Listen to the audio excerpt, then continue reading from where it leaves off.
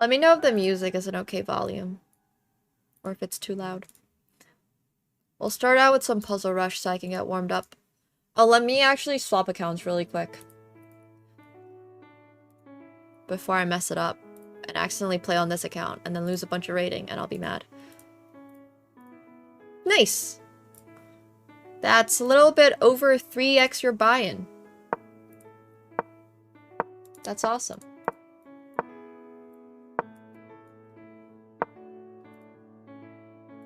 Hehehe. What the heck? Why is my alt tab not working? Whoa, my keyboard just stopped working. Excuse me? Hello? Wow, that was super strange.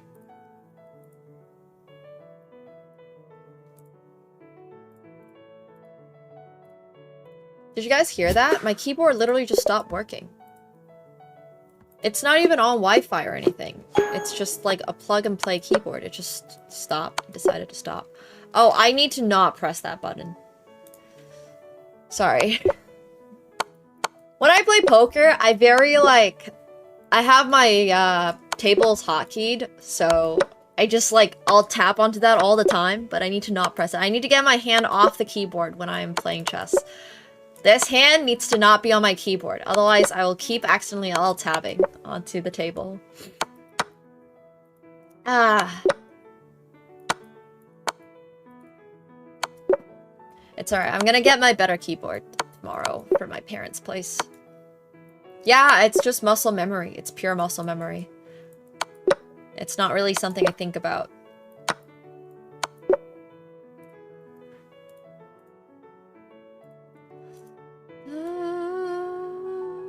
Have we already played 4 hours of poker? Wow, we did.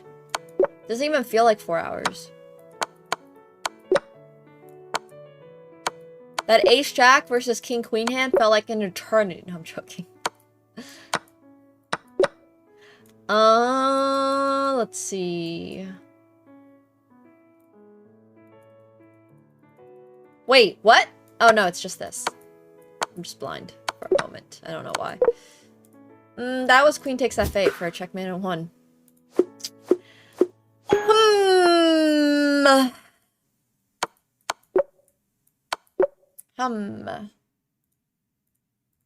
Hell yeah, I'm glad to hear that, Bolts. No, it's great, Juicy. I appreciate it. I won't appreciate it as much as that one guy who once told me that, oh my god, there was this one guy who once told me he used to have my streams up for sleep, and he would be like, oh yeah, I used to practice the violin late at night, and I'm like, bruh. So for context, in case you guys don't know, I've never played the violin in my life. My playing is not exactly really playing. It's me having learned where my fingers should go and how I don't even hold the bow correctly or anything like that. So for context, it sounds a little bit like cats dying.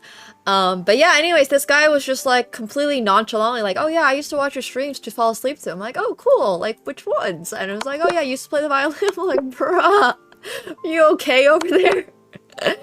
You good? So anyways, no, that's totally fine, Juicy. At least you didn't say that during a time period where I'm playing the violin.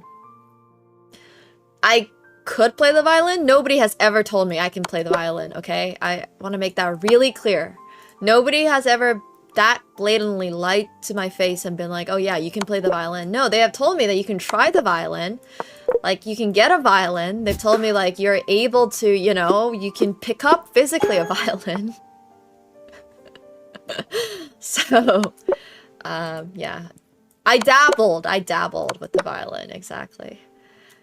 The triangle actually takes a little bit of skill to play. Yeah, dabbling in the violin.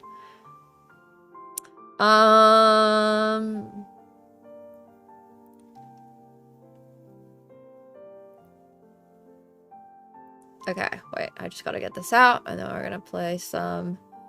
Go back to the puzzles! Wait, what the heck? That was just a free rook.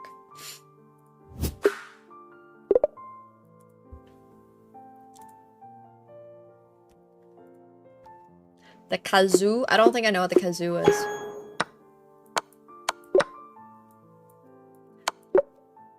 I mean, I can play the piano, but at this point, I've been so many years removed from any, like, actual piano training that it's more accurate to say our word of the day, dabble. I dabble in the piano. Bro, I don't even know what vision is on chess.com. Is this like visions like the poker solver thing, or what the heck is vision? Oh my god, dude. Who let me put my hand on my keyboard? I had to go over to fold a hand, and I literally just... Oh, okay. We gotta keep our hands off the keyboard. Otherwise, it's so hard to not... Okay, my hand is gonna, like, rest up on my head. Yeah, I'm still in a little poker tournament up here, which is why this poker table is on the screen. But... Oh my gosh. Dude, it's so hard. It's so hard. After playing, like, hours of poker, I can't.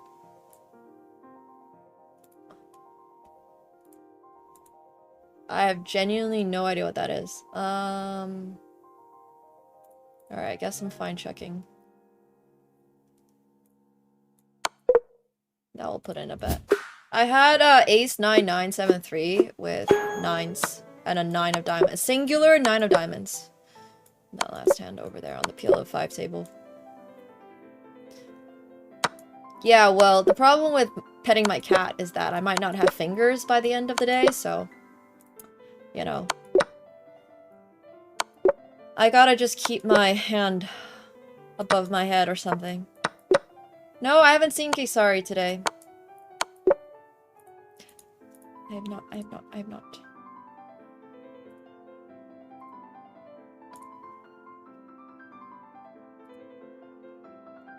Here, I'm just gonna take the table off. So then I can't think about it. I'll let you guys know if I cash or not. No, he's a cutie! He's a cutie. I literally misclicked. No.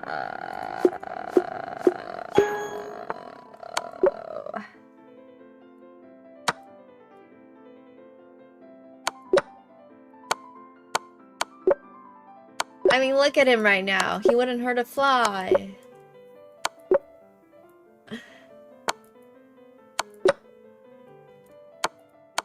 He just wants ankles and fingers. That's it. That's all he wants. Everybody's cute when they sleep. Press X to doubt.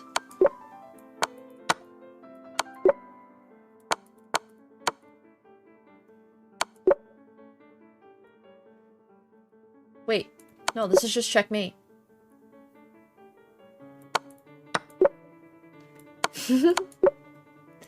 I don't agree that everybody's cute while they sleep.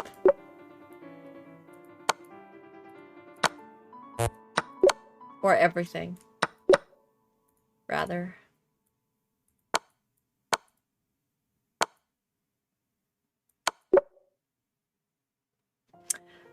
I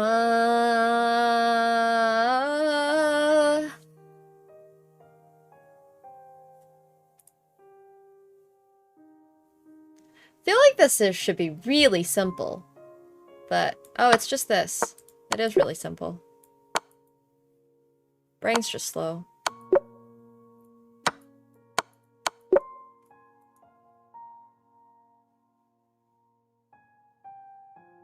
I mean, this is just checkmate, no?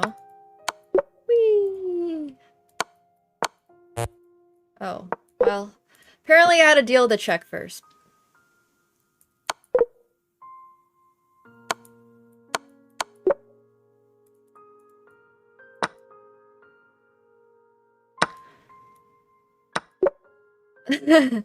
I'm not cute anymore. Dude, I can't believe that song originated as such a slow song.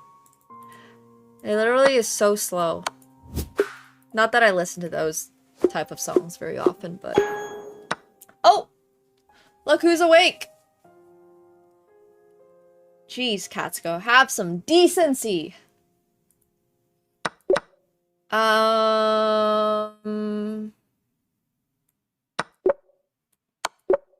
Who wrote that song? I don't know. I have no idea. But it's just one of those many TikTok songs that go viral for a trend. And I can't tell you what the rest of the lyrics are, other than the part of the song which they were a trend.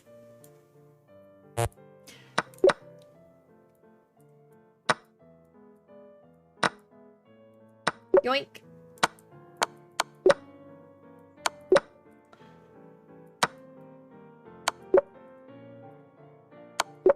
Is this a Lakers jersey? Bro, hate to break it to ya, but it's Garfield playing basketball. Which is honestly better than a Lakers jersey. Who wants a Lakers jersey when you can have a cat playing basketball? Much rather be Team Garfield than Team Lakers, am I right? Jokes aside though, the Lakers are pretty cool, but no. Wait, there's a Nami Lakers shirt? I don't think I knew that existed. Is that, like, legit? Or is that just some, like, off-brand anime merch? I mean, I actually don't watch that much basketball, but I used to play it competitively in high school. And I play that one competitive charity basketball game every year. So, I still dabble in competitive basketball, guys. Yeah, speaking of Nami, Robin, everything. I have so many different Nami... I have so many different Robin outfits, actually. I don't have any Nami outfits, but... They're having a collab soon with the NBA? Yo, I actually gotta cop some of those. That sounds so fun.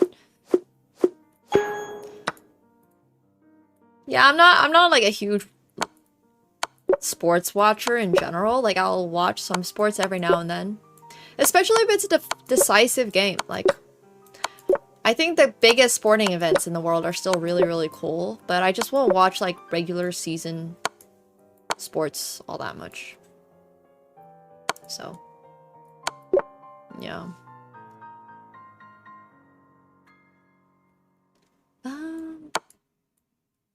A literal one-off, like, if I wanted to buy it, I can't. Or it costs a couple $1,000,000. Why didn't this guy just deliver made in one? See, this is why I think puzzles are kind of silly, because, like, sometimes, yeah, that's why I always tell people, you only do Puzzle Rush to really warm up for Bullet. You don't do Puzzle Rush to, improve your puzzling skills.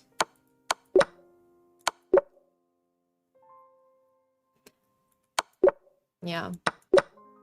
See, I was raised in Finland, where the only sport fandom that you were required to be a fan of was, good old ice hockey. And that is exactly what I did in Finland, was,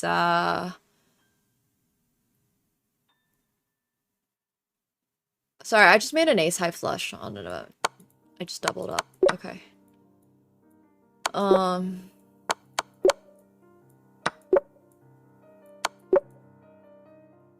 Yeah. Well, there was a team in my town called the Garbat, which is a type of weasel, from my understanding.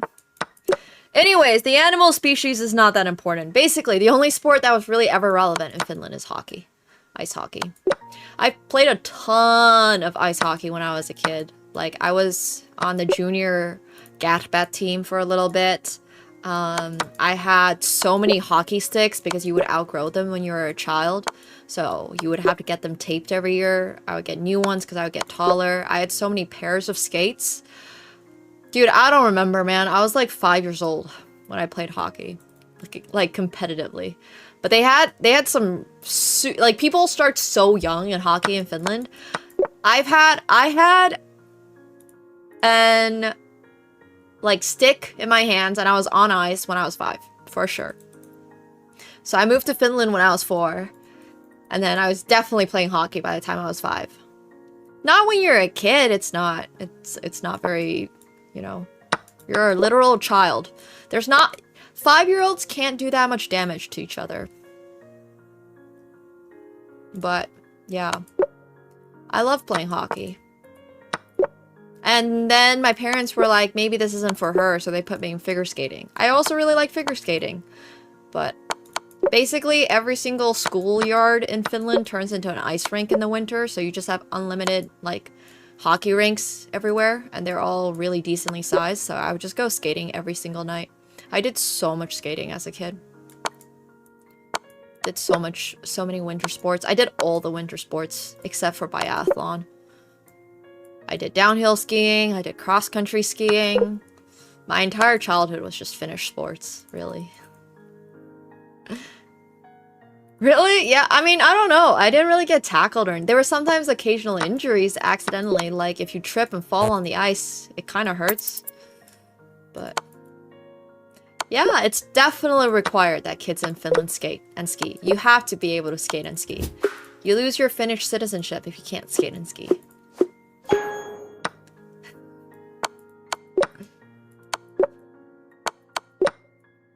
But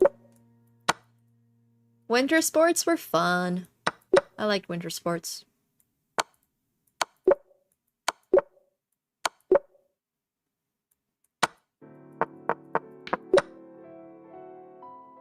Well, I don't do them anymore. Unfortunately. I haven't gone skiing in literal years. My parents still go skiing all the time, but I don't.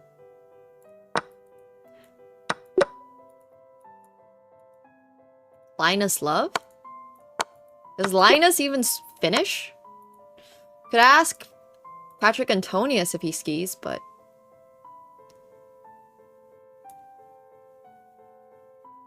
oh.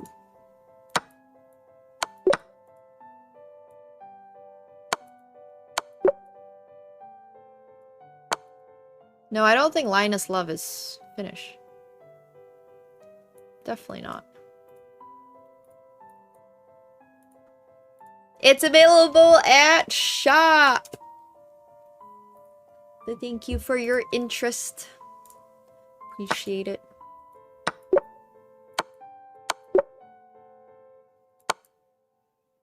But yeah, I mean, I honestly came to Canada and then, like, I don't know, didn't interact with many Canadians. Mostly because I wasn't allowed to. Keck.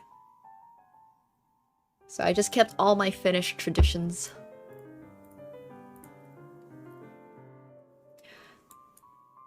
I'm designing a clothing line. It won't be exactly merch, but... why wasn't I allowed to? My parents just thought that social interactions were a waste of time for a child that needed to become world champion in chess. So I just wasn't really allowed to, like, go outside or do anything, basically. So it was kind of like, if you're done with your classes at school, why are you still out? You gotta come home. So I just never really, like, I don't know. People were calling me arrogant or something for not learning what pounds are, but like, how am I supposed to learn what pounds are if I don't interact with people and I grew up in Finland and I've used kilograms my entire life? I don't know, man. It's not like I go shopping either, because I wasn't allowed to go shopping. I wasn't allowed to go get groceries. It's not like I was allowed to go to the mall. I did everything the same way that I did growing up in Finland. Yeah, I was segregated from the rest of the world. Yeah, you can absolutely buy it later in February. It's actually probably, like, right now it's on pre-orders, so the board's gonna ship out this month. So if you order it in February, it'll probably just come faster. So there's no rush. It's gonna be available for basically, well, I suppose as long as we want it up.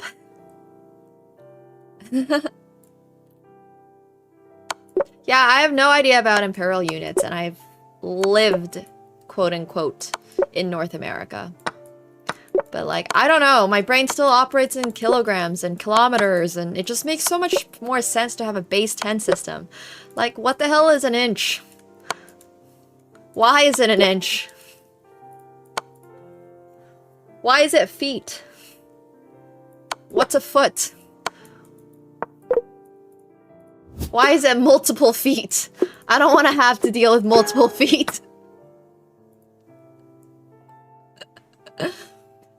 Base 10 system is just the word that you use for, like, for example, the metric system is a base 10. Funnily enough, there are systems that are not base 10.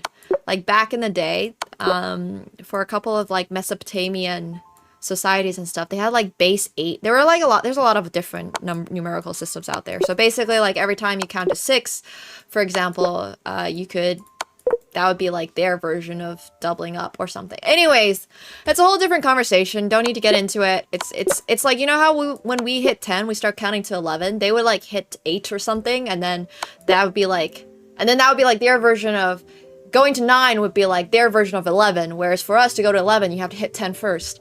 But that's basically what a base 10 system is. Base 10 system just works really well for us as a society.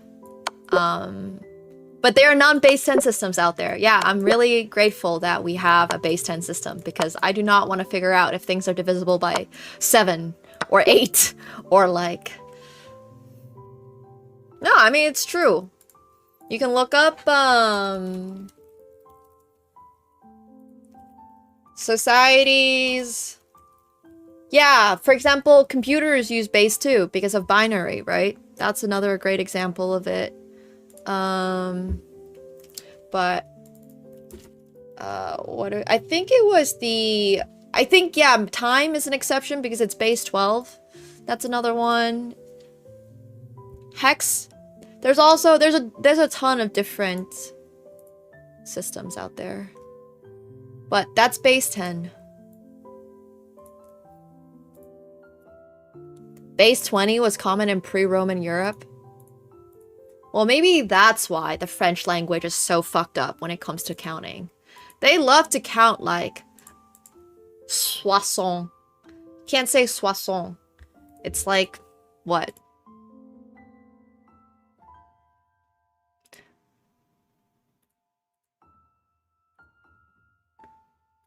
It's 80, right? No, 70 is... yeah, 80 is 80.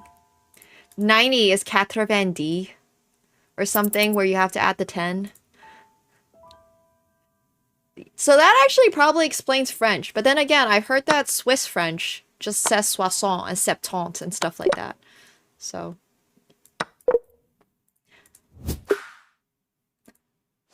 it's kind of interesting. Yeah, 4 times 20 plus 10 is 90. The real French. Yeah, 70 is 70 in France. That's valid. Yes. Septante in Belgium and Switzerland. Makes sense. So personally, I'm just gonna say septante because, like, I do not want to say 70.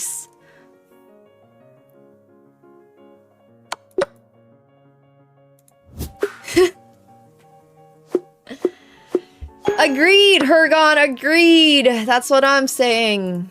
Base 10 is the optimal base. It's so easy. Base 10 is so easy. At this point, I don't think I speak any French. I speak enough French to be able to offend Parisians and to get by in Burgundy if I really need to, but like, bro, I did A1 or A2 level, whichever, or sorry, B1 or B2 level when I was in high school. And like, I passed some exams that said I could speak French, and like, at some point I could actually probably speak French, but every single time I go to France and I try to speak French, I just get shot down so hard by the Parisians, and I'm like, you know what? At this point, why even bother? They all speak English anyways. And if they pretend they don't speak English and you start speaking French to them, they're gonna look at you even more like... So... it's whatever. It's really whatever.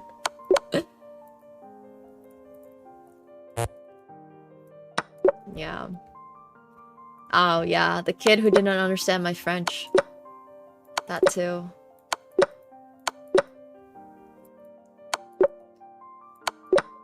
I don't think they are, but they do take their language quite seriously.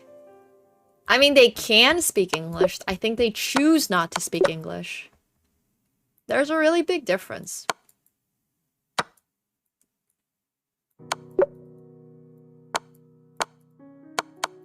They could. They don't. So. But it's also, I've mostly experienced that in Paris. Like, I've ran into some, like, very nice people more in the south of France where being able to speak French is an absolute, like, advantage. So, yeah. Oh, for sure. It's so different. Also, when I was in Poland. Oh my gosh. Oops. There's a lot of countries out there that are like, oh, you speak our language? Wait, that's so cool. The French are a little less of that. A little less.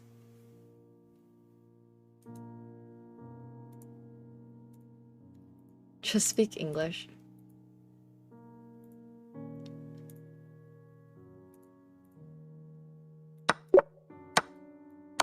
Alright, the goal is to get to 30 without any mistakes, and then we can play some Bullet. Yeah, if you're watching on YouTube, make sure you're coming over to Twitch so you can interact with the chat over here. This is where the community is! And the Twitch emotes are. There's a reason they're called Twitch emotes and not YouTube emotes.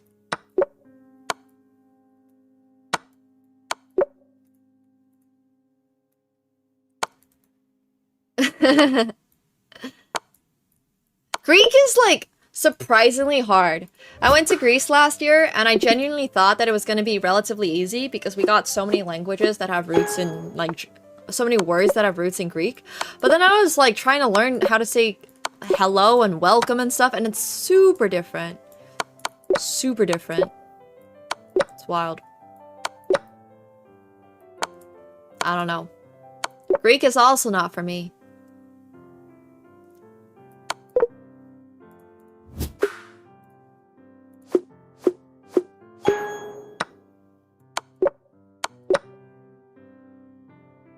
Yeah, that makes sense, Marcus. Well, I mean, it's not like I was gonna learn much Greek in the first place, but still, a lot of the words I was just there like, huh, I thought this would have, I don't know.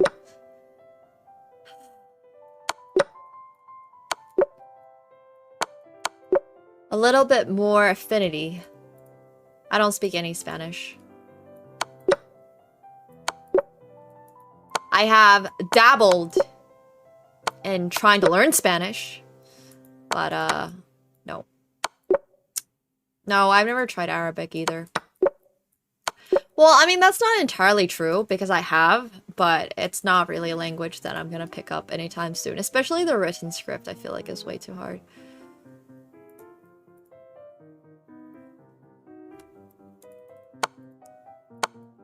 I'm never gonna be able to read it, so.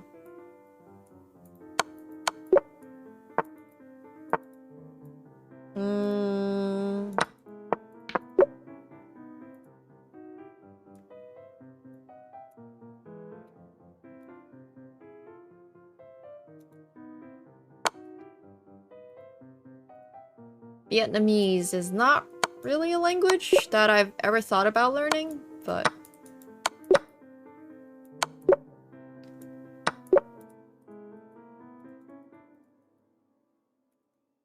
most of the way that I learned languages was just being stuck somewhere and being like, okay, well, you know, if I want to communicate with anybody in Finland, I'm probably gonna have to learn this language, so therefore, let me learn Finnish. Or being born Chinese. Like, I kind of gotta learn this language. I mean, I probably would have survived in Finland if I didn't learn any Finnish, but I would have not been able to pass any classes.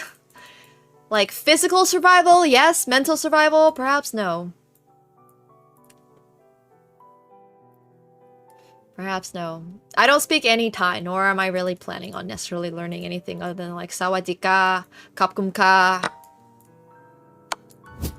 They speak a lot of English there. That's a good time. I had no trouble at all getting around with just English. Yeah, I do great in Paris. I mean,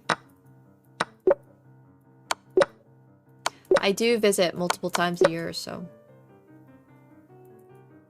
My parents always spoke Mandarin with me at home, which is why I speak fluent Mandarin. Nope, never practiced my Finnish. I've met literally 2 Finnish people in my life since moving out of Finland. 2. Because that's about how many Finnish people are in the world. 2. I mean, there's actually 5 million Finns, I've been told, but like, I don't know.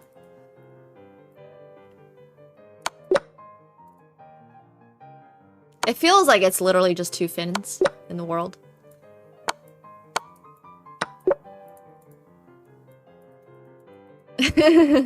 One of them was in Poland! Oh my gosh. Of all places, yes, one of them was in Poland. The other one was a really good Dota player.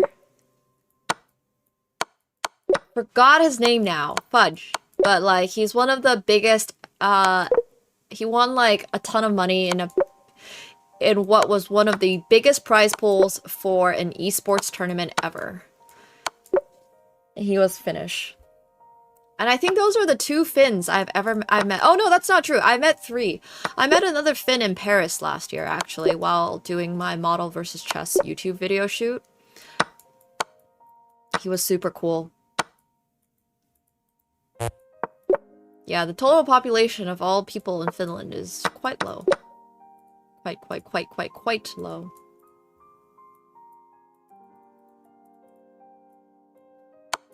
But Finns are cool. You don't see many of them either. Because they're usually very introverted. Oh, you know what? I met 2 Finns from Turku when I was in Tokyo last year at a bar, at my favorite bar in Tokyo. And I could recognize that they were Finnish, but it was really hard for me to understand them because Turku Finnish is like, they have a dialect and they basically like shorten all of their words. So it sounds kind of choppy, whereas I'm from the north.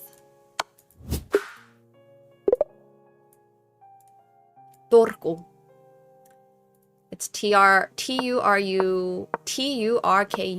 Turku. But yeah.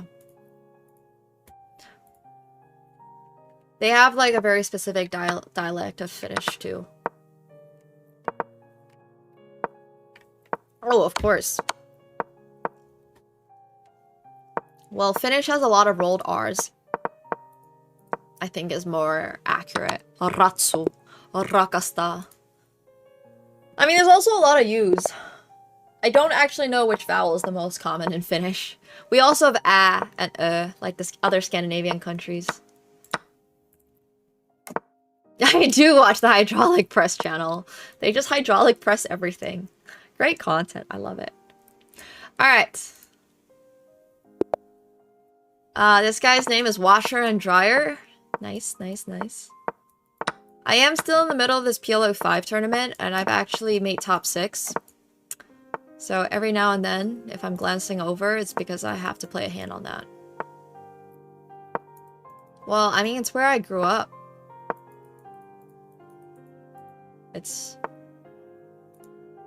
It was my childhood. For sure. See, washed. Asking the important questions here.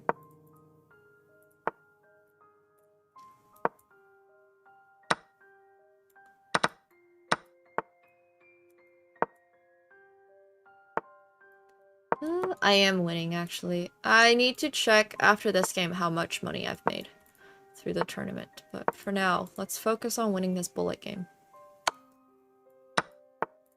Ooh. Alright. Would I go back to Finland? Probably not to live in or anything. I would visit for sure.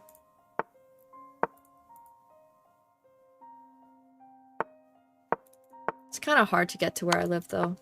It's pretty far north.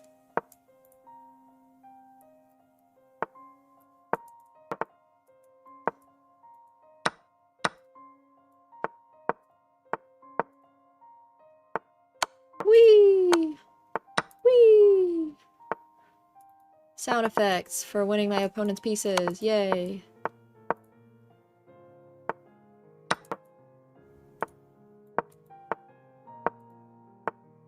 Whee!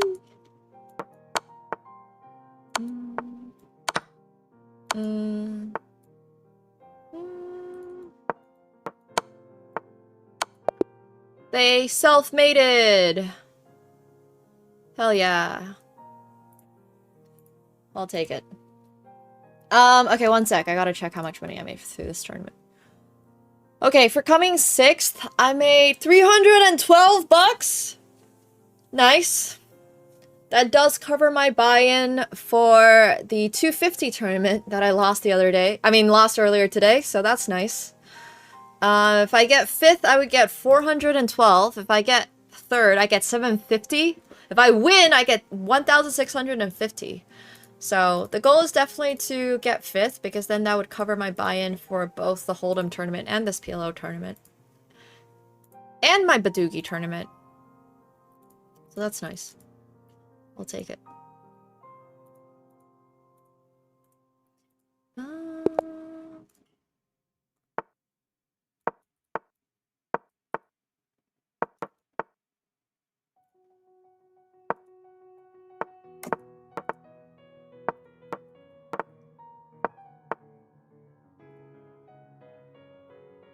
Sorry, I'm in a really big hand.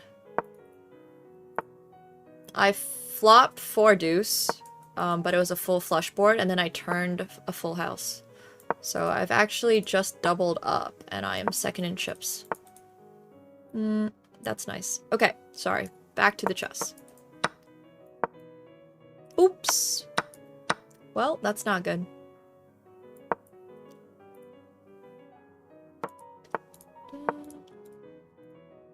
But I am in 5th because I knocked them out, so that means I just made I just made 412 total from this tournament. Which is great. I'll take it. Running checkmate.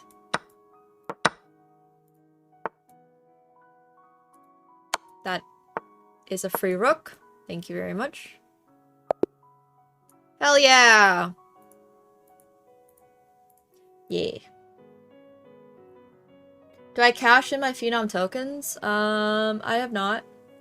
That's what you're asking.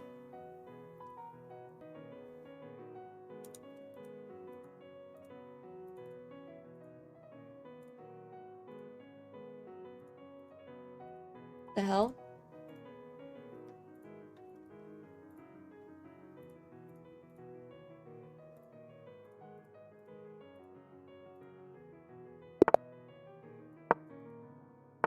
But yeah, I'm glad that the PLO tournament's going well.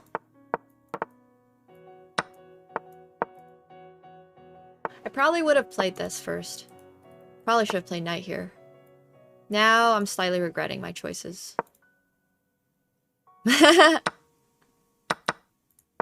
Oops. It's fine.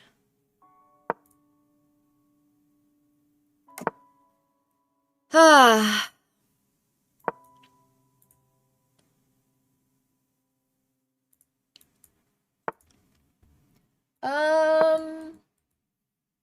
My goals for streaming are to stream a lot more IRL because I'm going to be moving pretty soon, so I'm really excited about that. And then hopefully we'll be able to do a lot more travel and food and like fashion related streams out of Asia. So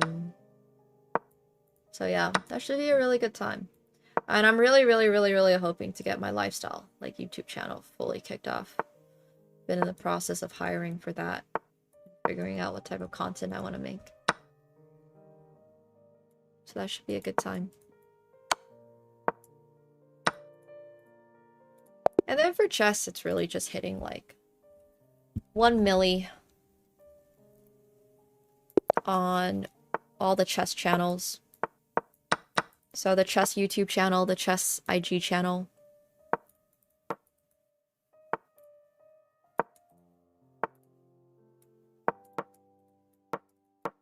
He has knight takes e4. Oops. Actually, I don't know.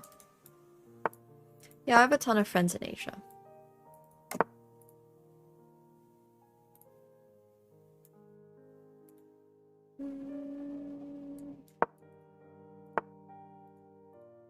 Hopefully visit China a lot more this upcoming year, which I'm also really excited about.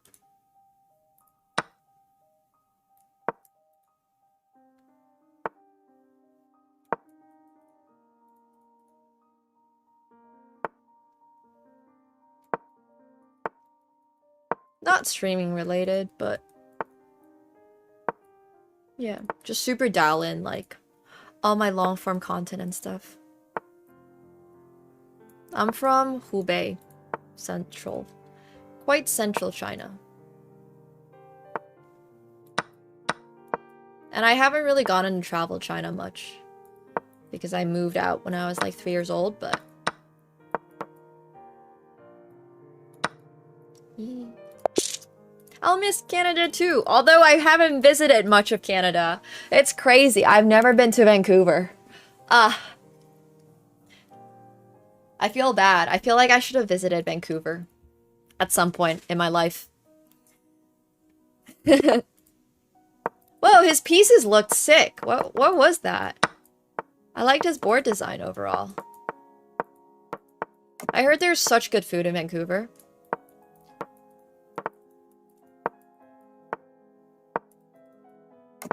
Vancouver? Specifically? Current travel plans, I guess. My upcoming move. All that. My schedule is pretty packed. It's true. But I haven't even been to like Banff or anything, and everyone's always raving about how pretty Banff is. And I'm just like, I've never been. Like when I travel in Japan, people are like, oh, where are you from? I'm like, I'm from Canada. And they're like, oh my gosh, it's so beautiful. And meanwhile, you know, my version of Canada is like yellow snow. Because unfortunately, that's what happens to snow when it's been sitting out for a day or two, because all the dogs get to it. Like, I don't have this beautiful lakeside, beautiful mountains, you know, gorgeous ravines type view of Canada, because I have never been to that part of Canada. But every time I'm talking to someone, they're like, oh my gosh, it's so beautiful. I'm like, yeah, I mean, it is, like, on paper, for sure. But they're imagining fluffy snow that you can snowboard on and, you know, ski on and all these beautiful frozen lakes. And I'm just like, yeah, well, I hate to break it to you, but my version of Canada, not quite the same. Nothing wrong with that, just... yeah. But you don't really get to go skating on Lake Ontario. I mean, I see people who do it. I don't know how they do it, but... I freaking love Century Egg, man. GG's, one on time. I used to ski a lot when I was living in Finland, but not in Canada. Like I mentioned, I don't really travel much within Canada, unfortunately. It's kind of big. But I used to ski a lot when I was living in Finland.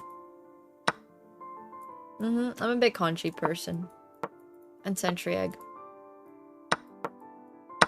Both. Just do a lot of both.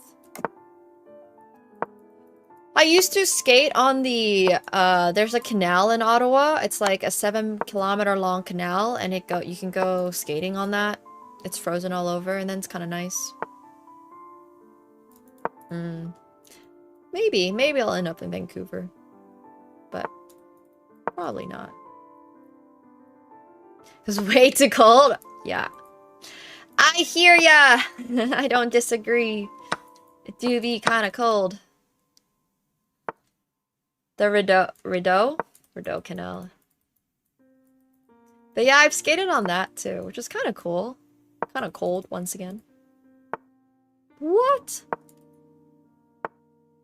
No, for sure. There's definitely this thing about where people are more likely to travel to places, like far away places. Because if you're close to something, you're just like, oh, I don't need to go. Like, you know, one day I'll be there. I'll end up there. And then you just never end up going. Just never end up going. I freaking... I don't know.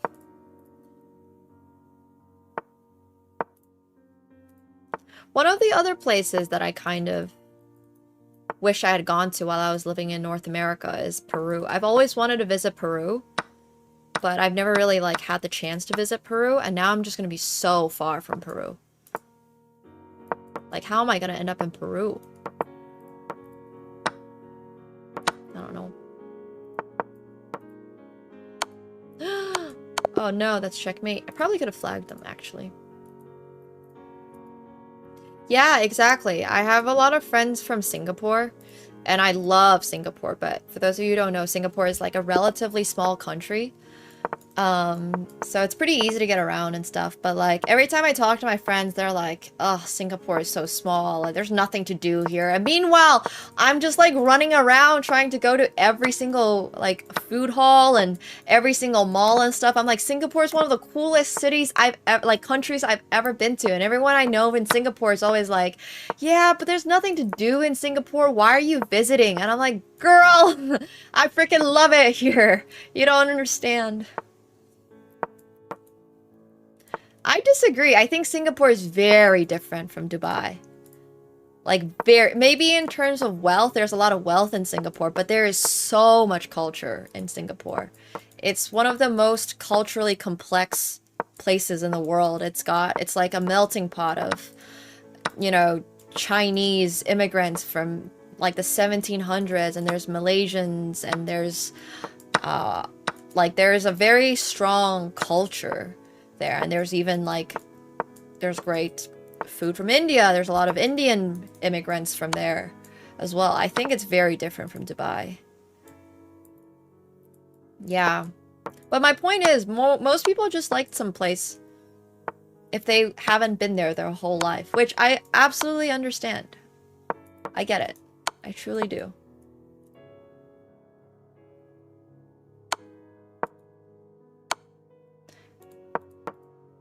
I'm not saying Dubai has no culture, but the culture is just very different in Dubai. I think Singapore is, like, freaking sick. Probably could go for checkmate. Whee! You were in Singapore for a week? Hell yeah. Yeah, for sure, Gary. I get it. I get it. But, like, in my case, I haven't even been to Banff, ever. I've never been to Banff. I'm just always like, yeah, I'll end up there one day. And I'll have moved in and out of Canada like 10 times by the time I finally visit Banff. This guy's name is Bullet King. I like that.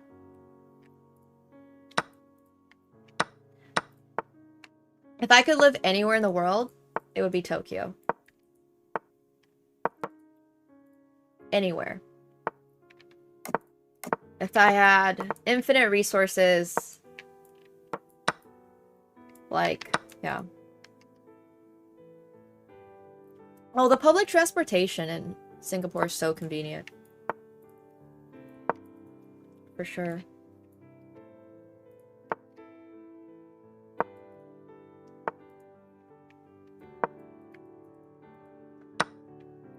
Is that not a free piece for me?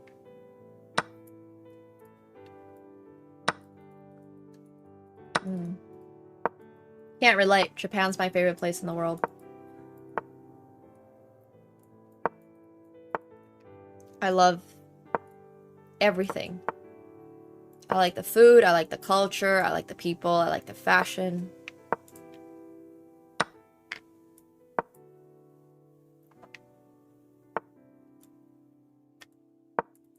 Dude, I super blanked for a moment and I thought this was a free rook. But it's not, obviously.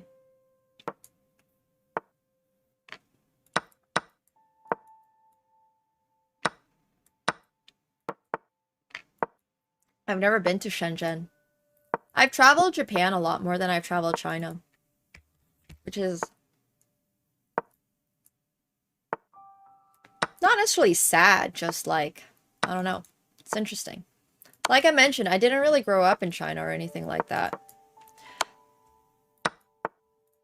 I've traveled France a lot more than I've traveled China.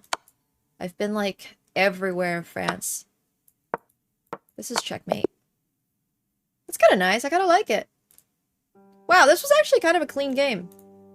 Well, I mean, my opponent blundered a whole night, so that's... You know what? Okay, never mind. My opponent literally blundered a whole horsey. At least I didn't blunder it back. We'll go with that.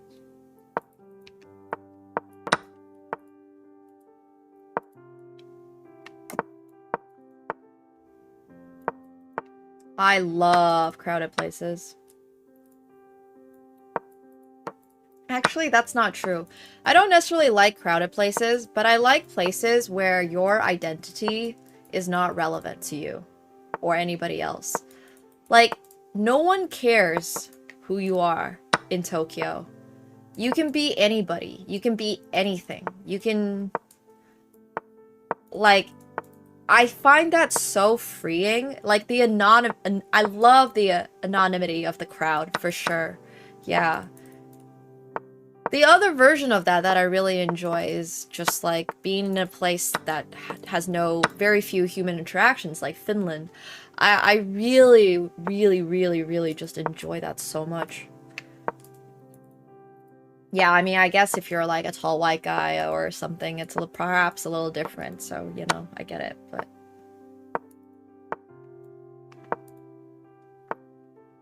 Iceland and London are beautiful. I like London a lot. I mean, I say that. I like the concept of London a lot. I theoretically really like their fashion. And they have a lot of good restaurants.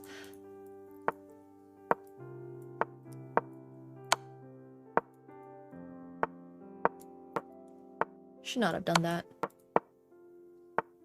Actually, I think we can just flag him, no?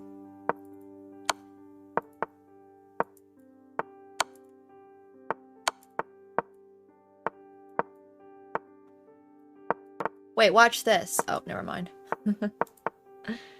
I was like... How can I not flag him? No! I should have flagged him! I should have pre-moved faster! Ugh.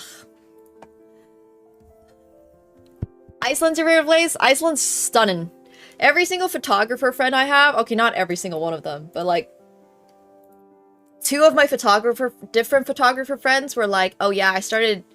like, taking photography and videography seriously when I went to visit Iceland. Iceland is, like, the mecca for photographers, I feel like. It's amazing. It's beautiful, for sure. It's very unique. I definitely would encourage everybody to, like, explore nature, because Iceland is one of those places that has some of the most unique nature, but obviously a lot of other places have that. Patagonia has that. It's really beautiful from what I've heard. I've never gotten to go, but like it's just awe-inspiring. Very different from cities and stuff like that. Yeah, Iceland tips. The little circle, the golden circle thing is great. But honestly, I don't really have that many good tips. I've only been once. Eat lamb. They have delicious lamb. The food's supposed to be really good. Well, it's also a little pricey because it's Iceland and it's hard to get food. The Blue Lagoon is on my bucket list. That's also there. But yeah, there's a lot of good stuff. The food was great. Okay, BRB, I'm going to the bathroom.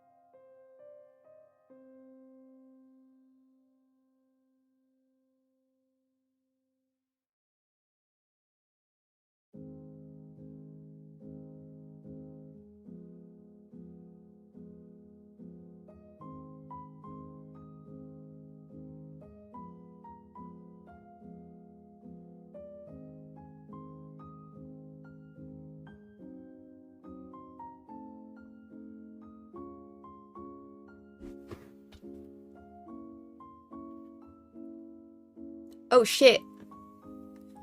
Oh shit. Sorry, I came back, looked at my poker hand, and was like, wait, am I playing PLO? Because I usually play Big O. Sorry. That was what the second O shit was. First one was for the fact that my hand had started, and the second one was for, wait a sec, what game is this? Alright. Big pirate. Not to be confused with the little pirate.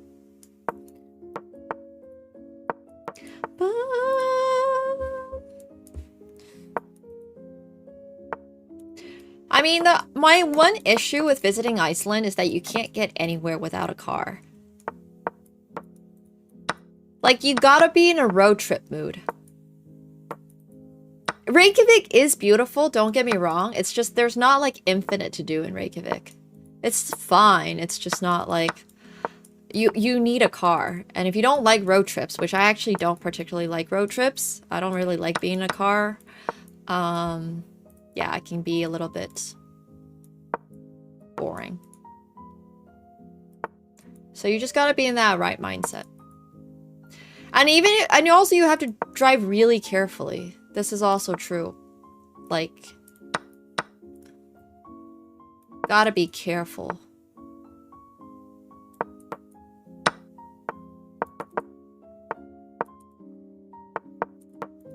Wait, is this even a draw? I might have messed this up. I would live in Kyoto for sure, yeah. I would live anywhere in Japan. Anywhere.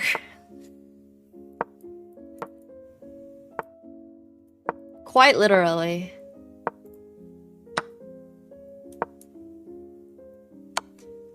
Can you hire someone? That's a great question. I don't know if you can.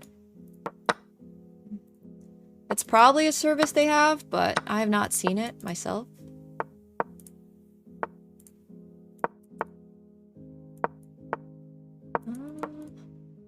Okay, I'm running low on time. Self-inflicted. I knew you were gonna check me, buddy! Nah, I'm gonna run out on time anyways. Ugh. Yeah. No, I mean, I don't know if they have services in Iceland where you can road trip, but like, I don't really love going on tours. Like, it's fine. It's cool to do a tour with some other people, but you don't get to have as much customization. Like, what if I want to visit the Black Beach sands of Iceland?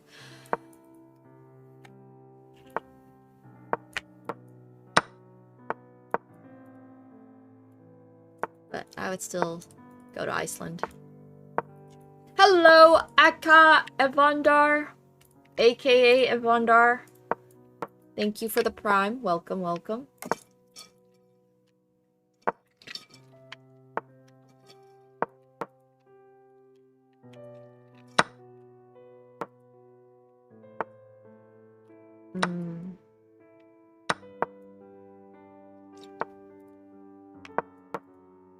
I've busted out of my PLO tournament in 5th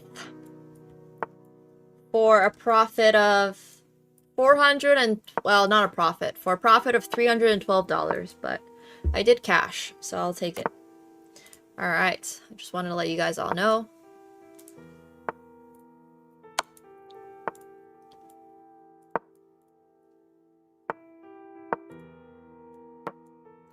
Good luck in Japan. You'll have so much fun. You're gonna love it. You're taking a Japanese cooking course? Wait, what? First of all, that's insane. That's so cool. And secondly, I hope you have fun. I freaking love George Brown. They have an, like, student program. Wait, this is checkmate. I'll take it. Oh my gosh. I need to stop putting my fingers on those keybinds. Why is this not a free pawn? Tell me about it. Tell me more. Tell me more. I mean, it looks like Shanghai is where I would live in China, but like I said, I've never really visited China. I don't even really know if I would want to live in Shanghai. I don't know. Probably Shanghai? Shanghai is what everybody tells me is like the coolest place in China, but I've never been.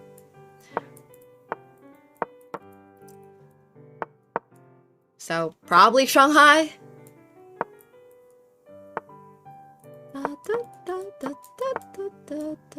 Alright, we'll go here.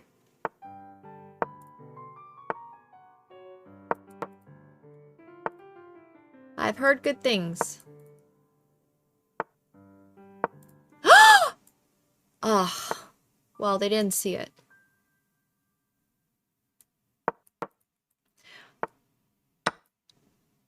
I'm a bit of a picky eater too. It has to be good food or I'm not eating it, especially while I travel.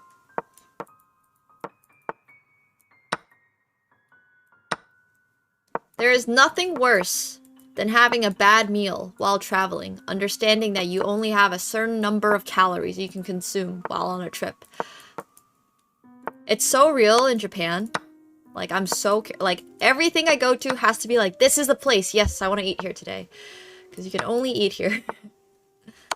Yeah, it's still a blunder.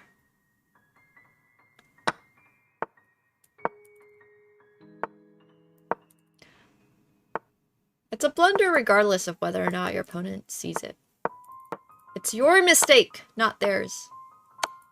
Because in life, just like in chess, you only have yourself to blame if you make a mistake. I love French food. I'll be in France again soon. I love French food. I love French wine. There's very few cultures of food that I don't particularly enjoy. I check table log for every single restaurant in Japan. So the one thing you gotta understand about Japan is that Japan has their own like review websites called table log. And basically, Japanese customers are some of the pickiest customers of all time.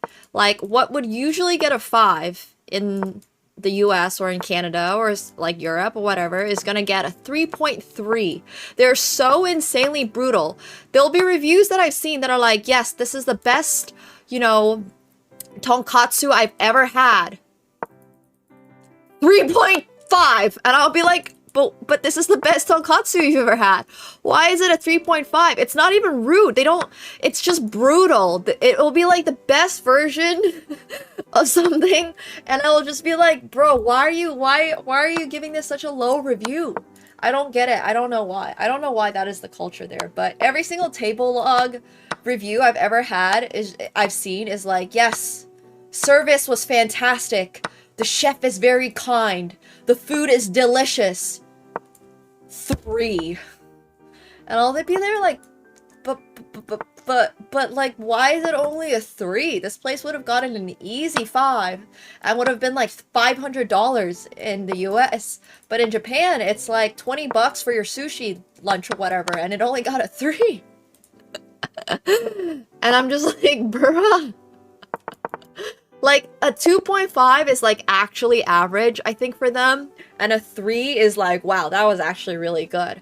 And, like, if you see anything going into the 4s, it's like, this is probably the best freaking restaurant on the entire... Yeah, 3.5 is literally the bar for amazing. Because I think 2.5 is an average. Yeah, I know. 2.5 is literally food poisoning. True though, but it's so funny because rating systems in the US are absolutely 4 to 5, and if you do anything other than that, I don't know. But in Japan, it's just the 2.5 is average. A 3 means you're doing pretty well. 3.5 means that it's amazing. A 4 is like the best fucking food ever. But there are no 5s. I've never seen a 5 in Japan. Never. Never. Thank you so much, Taking Back Eden. I appreciate it. Thank you. Thank you. I would not necessarily go off of what table log says, like, word for word, though, because what I do think is really great is understanding that Japanese customers review very differently from Western customers, and I would much more lean towards places that Japanese people are going to. But that's also a bit of a personal preference. I enjoy authentic Japanese food. Not everybody necessarily does, and some people want to get, like, a slightly more tourist experience, and that's totally fine. But I understand what type of food I enjoy in Japan, so I try to go to like local spots and stuff like that. Yeah, like bad McDonald's get 3.3s in the US, and its table log is brutal, man. So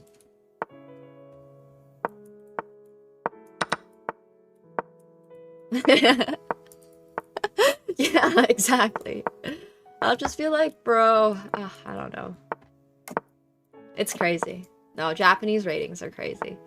So there's so many good small restaurants in Japan. I would just keep that in mind. And I also really like supporting places that don't necessarily have that many customers.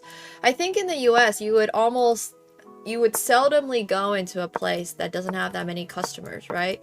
But in Japan, it's just such a high quality of service and care, and I love supporting the little places, the ones that don't necessarily do big marketing. I think those are the best type of foods you can find when traveling in Japan. Like homegrown, home-cooked foods. Super fresh stuff.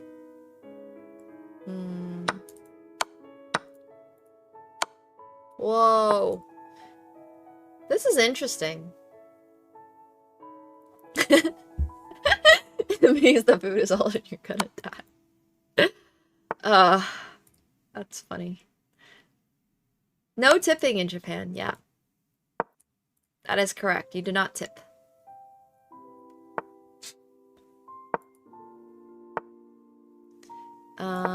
So that also saves a little bit of money.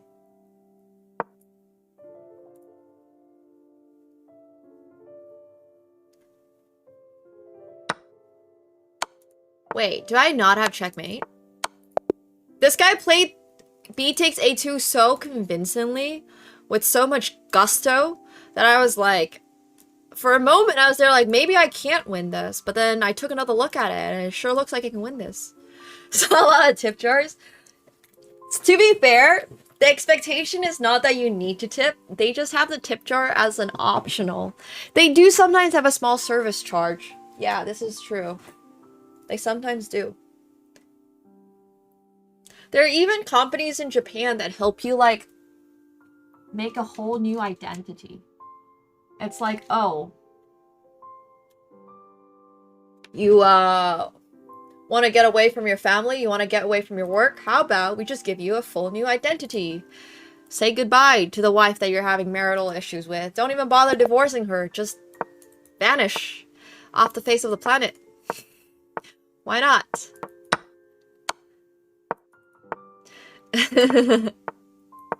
Yeah. Yeah, cover charges are pretty common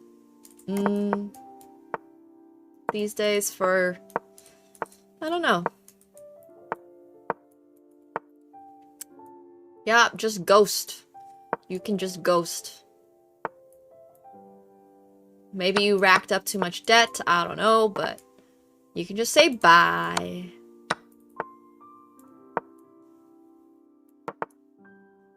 If you want to. If you don't want to, well, you can deal with all your issues by yourself.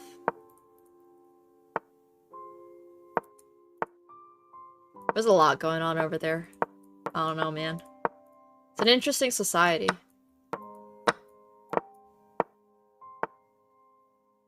It's fascinating, for sure. Yeah, that makes a lot of sense. I'm glad at least some of it's for good. Well, you know, they actually helped me improve the positioning of my horsey, so I'm not even mad.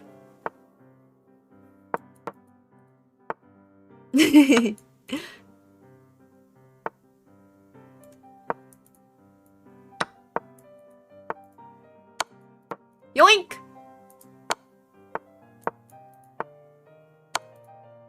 I know, I know. Wait, you've been to Japan, Azazi? Oh, I've never been to Korea. I would love to go to Korea too. And this, ladies and gentlemen, is why I'm moving to Asia.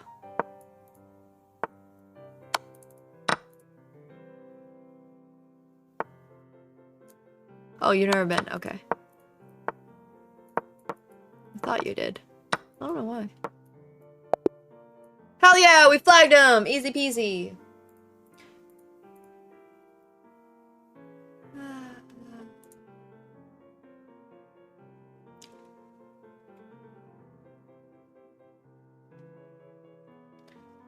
That's a hatred of European viewers. I love European viewers. Yeah, we'll be streaming a ton. I have so many different plans. I have like a plan to do a different mall every day for a week. I have like plans to do a week of Muay Thai. I have plans to do like a week in Japan or something. I have so many plans.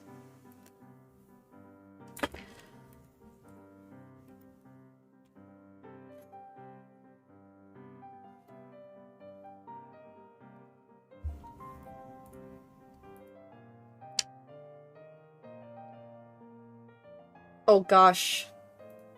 That's sad as AZ. Do you have it booked again for the future?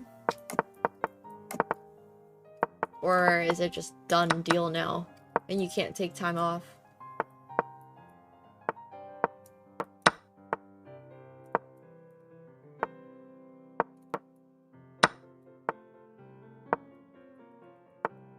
I love Japanese Peruvian food, actually. Freaking love Japanese Peruvian food. There's an, brunch that I did the other day in Toronto, Calc, at Tono. And their concept is Japanese Peruvian, and it's delicious. I think Japanese and Peruvian go so well together. It's the new one that opened on top of the W Hotel. But that one was really good. It was a hefty brunch, too.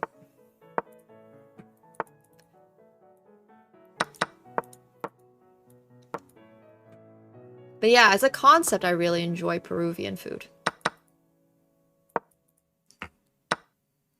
Cards, like Pokemon cards.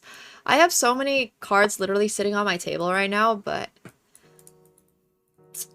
gotta do some more Pokemon pack unboxings.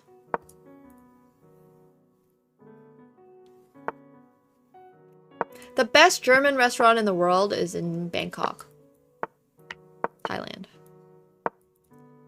How crazy cool is that? Favorite Pokemon is... I'm boring. I like Pikachu.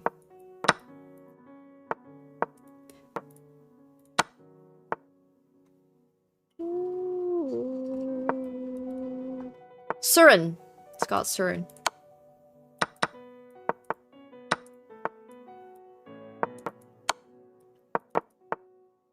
Whee.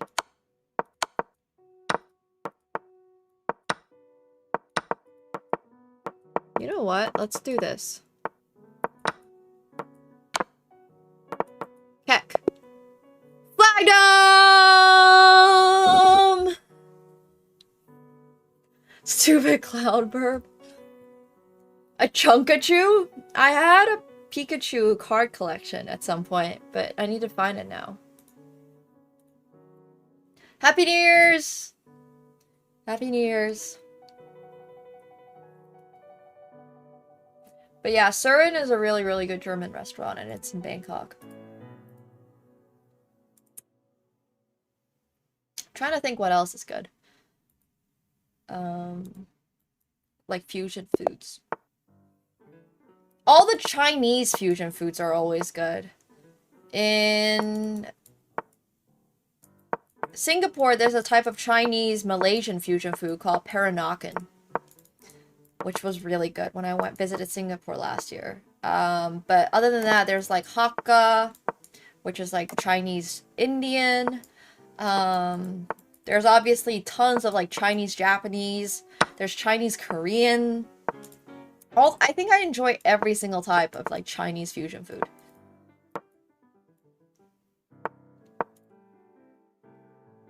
Laksa's delicious.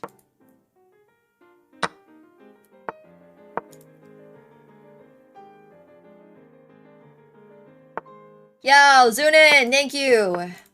On that subject of Peranakan. Appreciate the tier 1. Welcome back. Hope you've been well. You don't like coconut-based dishes? Dude. I actually have a friend who insanely does not enjoy coconut-based dishes, so I'm not surprised. He, like, has a,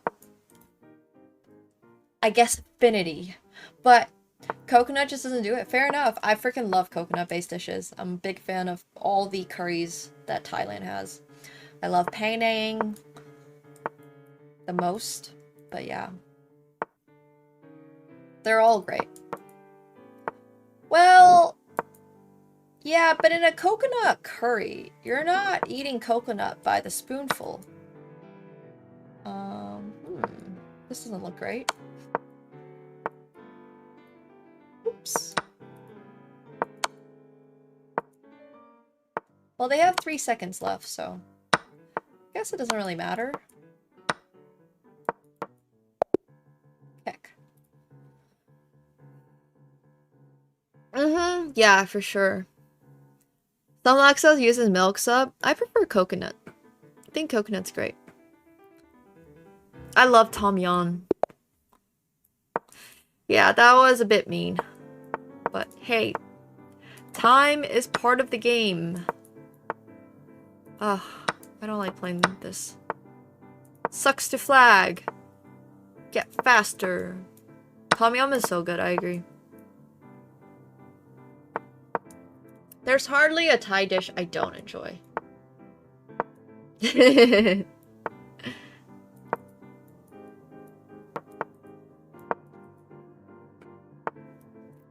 I also really like how much duck they use in those areas, those regions of the world.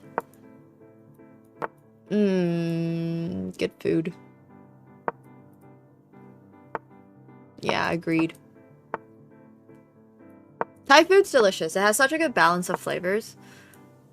Like, it's spicy, but it's also sweet. A little bit of sweet to, like, balance that heat. And then on top of it, you've got, like, umami-ness and all that good stuff. Yeah, Thai food is just great. It's just so balanced. I'm so hungry now. I'm starving.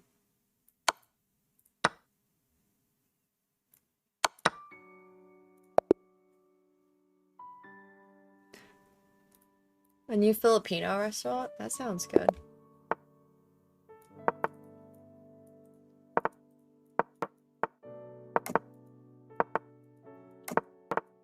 No, I've never heard of the lore why there are Thai restaurants all over the world.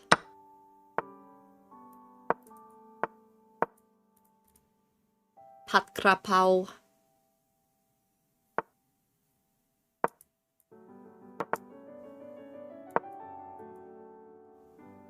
So many good dishes.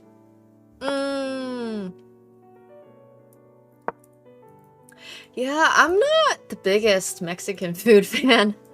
I lived in LA for a bit, and like, it was good, it was fine, but I definitely would say of all the cuisines, Mexican is the one I have the least. And I've been to Mexico multiple times. I've eaten at great Mexican restaurants. It's great, but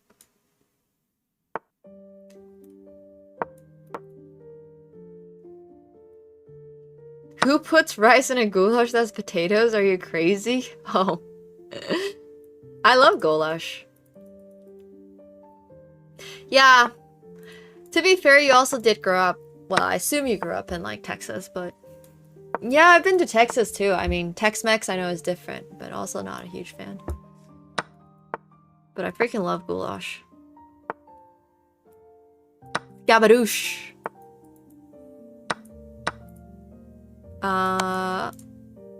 Wait, is this not just completely winning pour moi?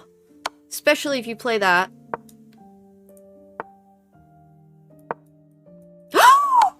Oh my gosh, I could have just moved that bishop.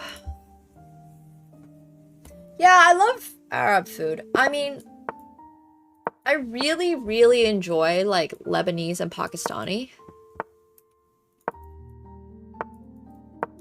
On that subject, my favorite flavor of ice cream is saffron. And I had it while I was in Iran, so.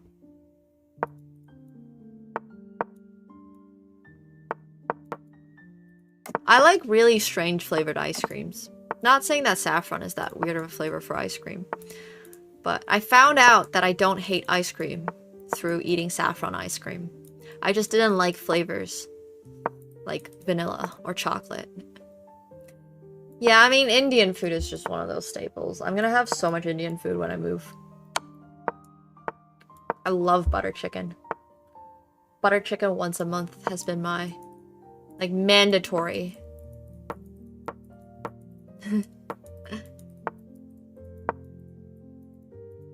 So, no, I never had pistachio ice cream. That's not true. I have had pistachio ice cream.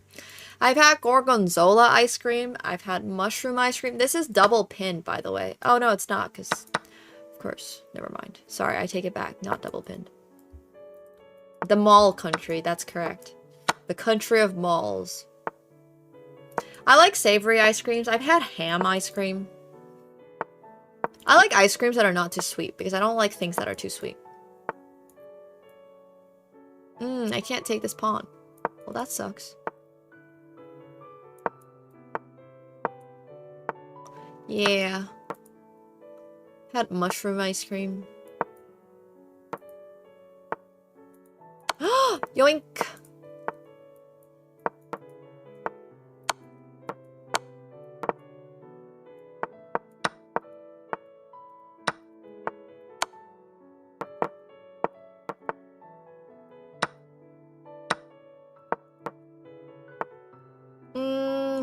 Wait, this is checkmate. No, I misclicked. It's okay, it was still checkmate. Nice.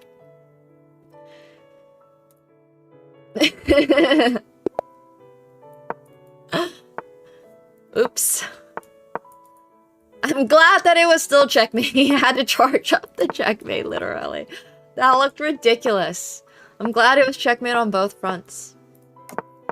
I've never had Brussels sprout ice cream, but I've had asparagus ice cream, which, once again, I did enjoy. Yeah, I just don't really like normal flavors for ice cream, because it's way too fucking sweet.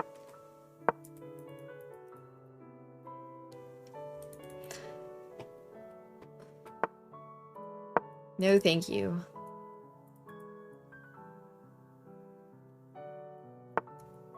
Fried anything is so good. One of my favorite restaurants in Osaka is a kapow restaurant, which is basically tempura, but different. So tempura is like a double batter fried or something, and kapow is like a single layer fried. Anyways, I don't know the exact difference of these, but oh, it was so good. But you guys should try kapow if you like fried food. It's different from... Yeah, sounds like you, Azazi. That's valid. Not my style of ice cream edge. I like the weirdest flavors known to mankind, but hey, that's good, because that means there's more apple pie ice cream for you, and more gorgonzola ice cream for me, and more mushroom ice cream for me, and more ham ice cream for me. So it balances out. I've never had wasabi ice cream, but one of my favorite ice creams is a sake ice cream. It's a sake ginger ice cream. It's great.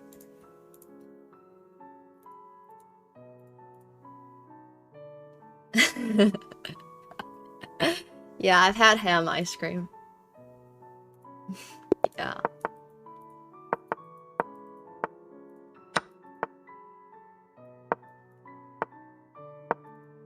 I've also had asparagus iced. I just don't like ice cream very much. No, I'm not a huge fan of blueberry or coconut ice cream for sure. Yeah, but it's a very subtle flavor. I mean, you gotta understand, I really don't like pure sweet. Like, I can't handle just straight up vanilla bean or something. That's fine. Actually, you know what? High quality, like, vanilla bean is the one flavor I will like. But I've never enjoyed, like, fake artificial flavors for strawberries or chocolate or anything like that. People who are paid a lot of money to conceptualize weird flavors.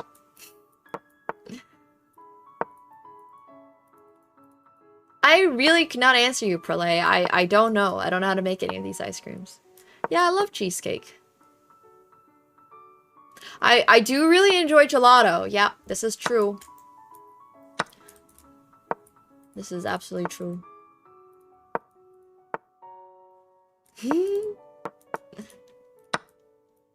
I feel like he's gonna sack. I was right. He did sack. Well, I hope he doesn't play rook d8.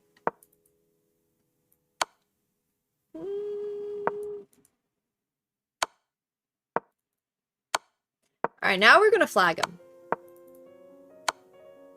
I hope.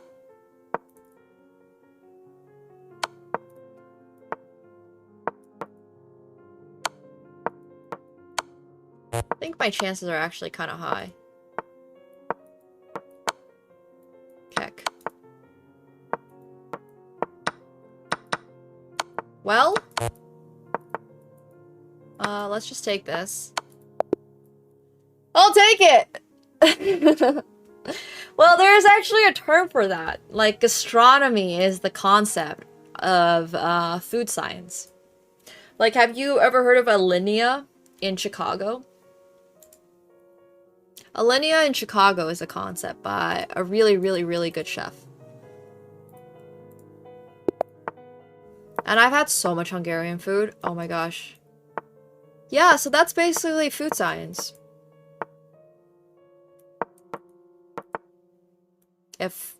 Yeah, well.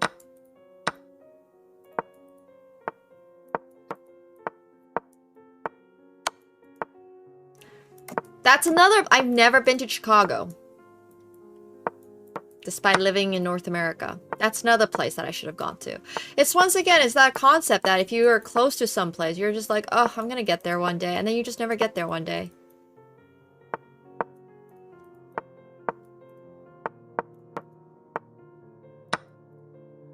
Oops.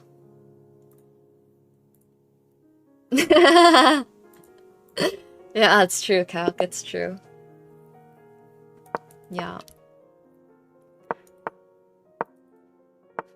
But I love goulash.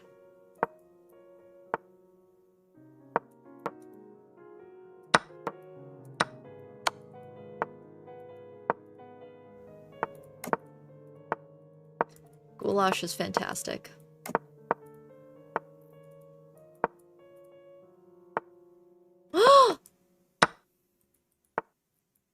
Yeah, I'll somehow end up in Chicago once I move to Southeast Asia. It'll be crazy.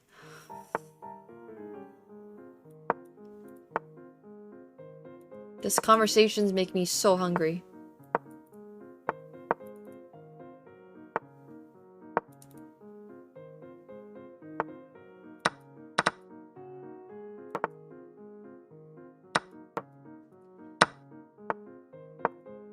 This looks quite nice for me.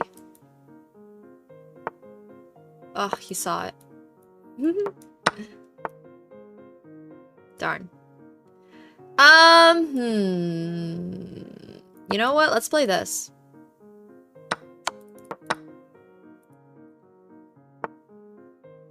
A little bit of trickery to get out of,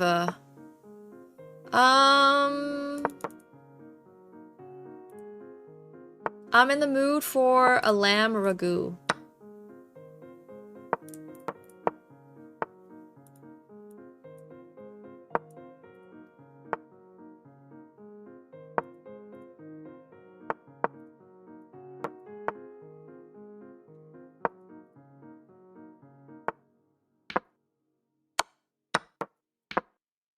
Okay, well, we're winning now.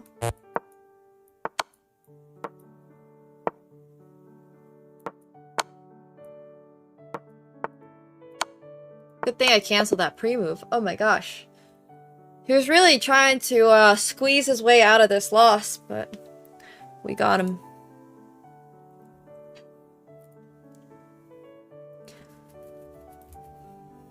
Oh, no thank you. I do not want a deep dish. No. Hell no. My favorite style of pizza is Neapolitan. No way. Napoli style pizza. No, I also have not seen a Chicago hot dog, and honestly, I'm not sure I want to. My favorite style of hot dog is a corn dog. Like a Korean style corn dog. And I only have that once a year because hot dogs are like really bad for you, health-wise. So I just don't eat that very often. But they are absolutely insanely delicious. Freaking delicious. I've had pizzas with no cheese. I'm not against that, but I prefer my pizzas with cheese. Cheese is great.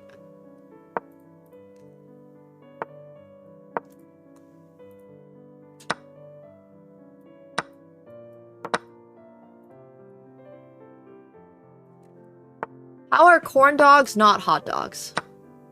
Genuinely asking.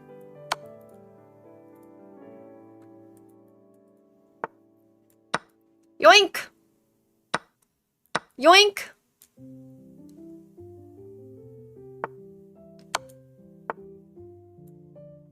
I don't think that works. Fuck. Sorry. Language. Dude! My tactics were looking so good, and that's the one that doesn't work? I'm so disappointed.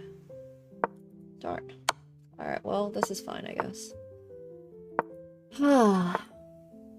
Well, they forgot about what they were trying to protect, I suppose, and now we can do this. Yeah, I think, not a fan of pizza with corn necessarily, but I mind it a lot less if it's in one of those little curry buns. Being a pizza enjoyer in California. Wait! You guys have Osteria Moza. Sorry, Osteria Pizza. It's the other one. It's not Moza. Moza is the pasta one of Nancy Silverton's restaurants. There's great pizza in LA. One of my favorite pizzerias in the world is definitely Nancy Silverton's. I mean, my absolute favorite pizzeria in the world is this random one I found walking through the streets of Rome. And I hope one day when I go back to Rome, it's still going to be there and I can locate it. But like, it was so insanely good. They had the freshest burrata on it. They had like the freshest prosciutto on it. I waited the 4 minutes it took for them to like assemble it and then put it into their stone like fire oven thing, and it was so darn good. Fresh pizza straight out of the oven is to die for. Yeah, it's almost like they invented pizza. I mean, I actually had some not so great pizzas. There was a chain called Bono or something, and I went there a ton because I just wanted to try all the different flavors they had. They had a ton of weird flavors, but like ended up kind of regretting it. Not that much. It was still delicious, but like, I don't know. It was so hard to see which places are legit and which places were touristy. But you would think a pizza chain in Rome is decent, right?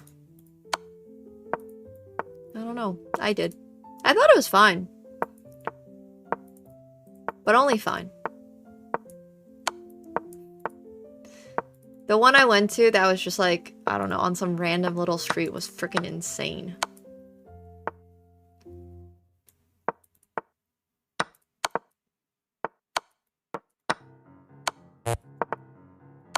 Just absolutely insane. Oops. Oops.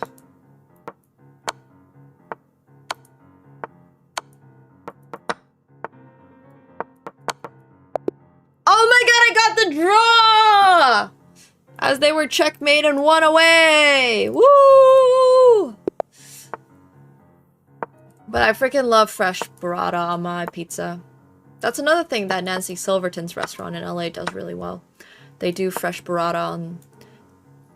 It's just like a add-on you can get, and Nancy Silverton is really famous for her bread. She makes this insane sourdough, and it's like her thing, and it's so darn good. So, I don't know. If you're ever in LA, Osteria Pizzeria, I think is the one, but she just does Italian food really, really well.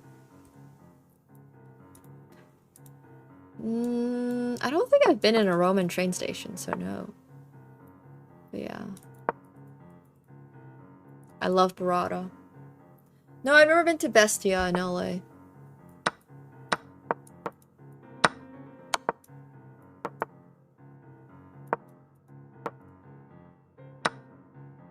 Never been to NOLA. I've also been to, okay, there's another Italian place.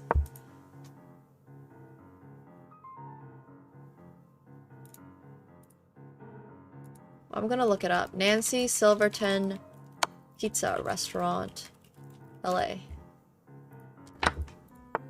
It's called Pizzeria Moza. Sorry. That makes a lot more sense. It's Pizzeria Moza. It's directly attached to her Michelin-starred pasta restaurant, which is Osteria Moza.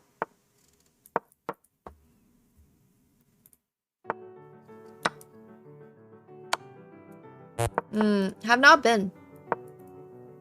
These days when I go in LA, I just eat copious amounts of Mendocino Farms. Nancy Silverton is like a super famous chef who is Californian, but then like lived in Italy, got a bunch of training in Italy, and is one of the best Italian cuisine cooks of the world. Sounds good. Enjoy. Yeah, she's probably doing quite well. But it's Pizzeria Moza is the pizza one. And it's fantastic. So good. 10 out of 10 would go again.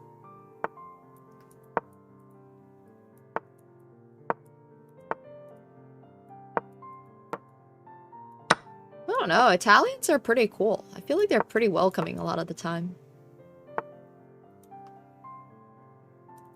Yep. Me too. I'm hungry too. Hungry. Oh no! My queen! Ah, excuse me. Ah.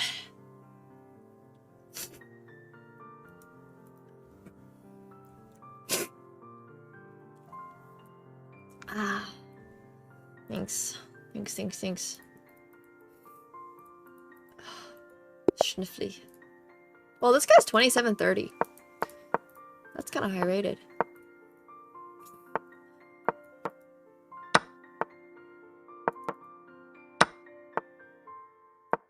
Why did I play H3 and not H4? Genuinely asking. Just had such a big brain fart moment.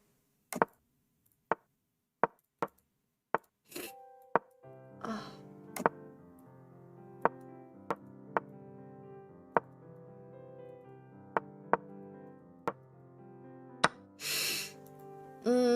Do I want to ruin my pawn structure? I guess not. I don't know.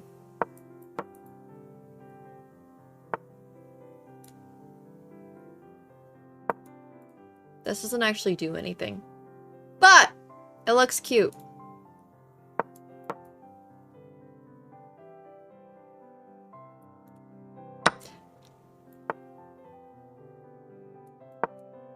Still doesn't do anything.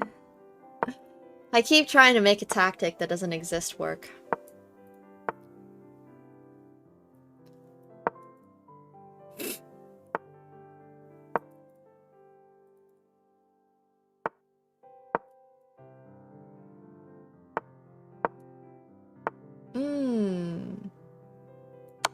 Okay, well, I'll give a spite check for no reason at all other than to give this check. Yoink. Yoink! Oh, now we're talking. Yoink and yoink. And all of a sudden, we have ourselves a game plan. That doesn't do anything. And I actually have checkmate. And that's 11 points, putting us closer to 2,600. 11 points closer to 1,600, in fact. To be extremely exact. This is gonna be a very free pawn. Oh, that's not a good move. The best way to learn to see checkmates is by doing 10,000 puzzles of checkmates in one. So you never miss another checkmate. I'm not joking.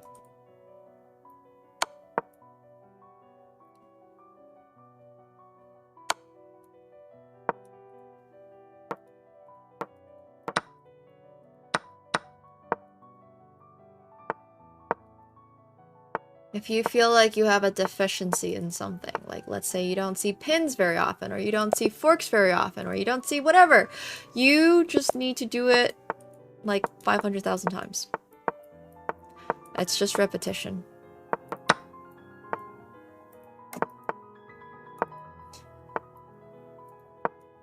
Yep.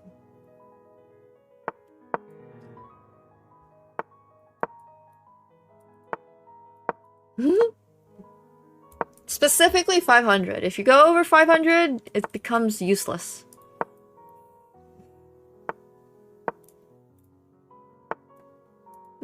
This is free.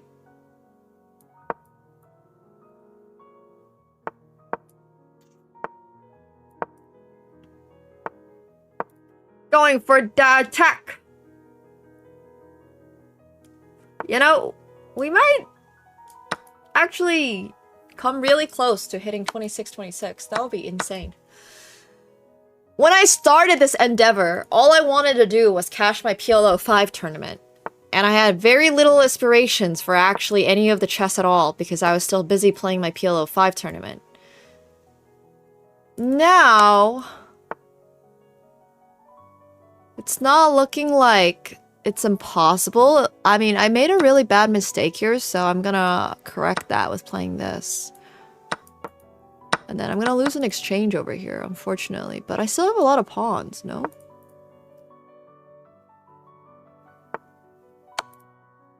I feel like this could be worse.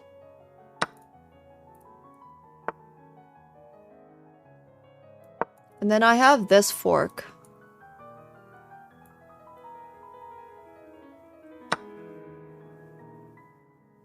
And this is a free rook for me.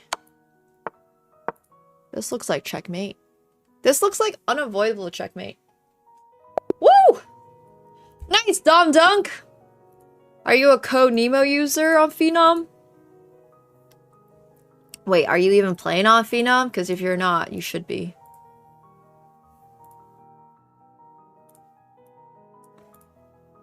Nice.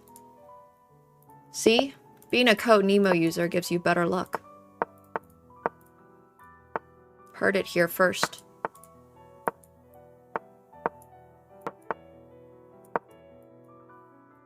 I don't know if I have that much of a choice to leave poker. Feel like it's more likely that poker will leave me someday. Let's get about Phenom. Well, first of all, I play on it. No, but seriously, they have a ton of really good value tournaments.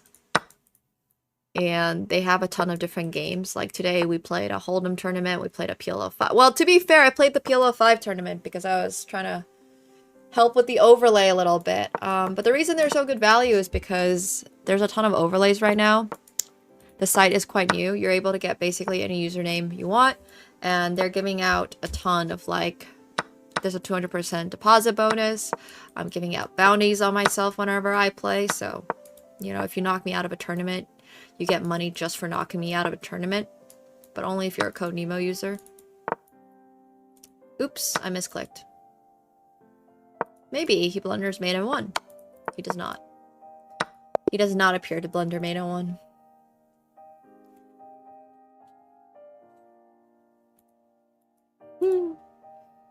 I'm sure she appreciates that really very much, Namalek. But yeah.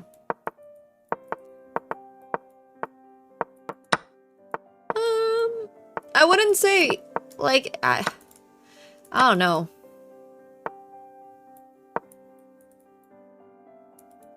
To each their own, right? I think if you have a brain for a game that's more poker, then you're gonna have a brain more meant for poker. But if you don't, then maybe chess is easier. I don't know. I really don't.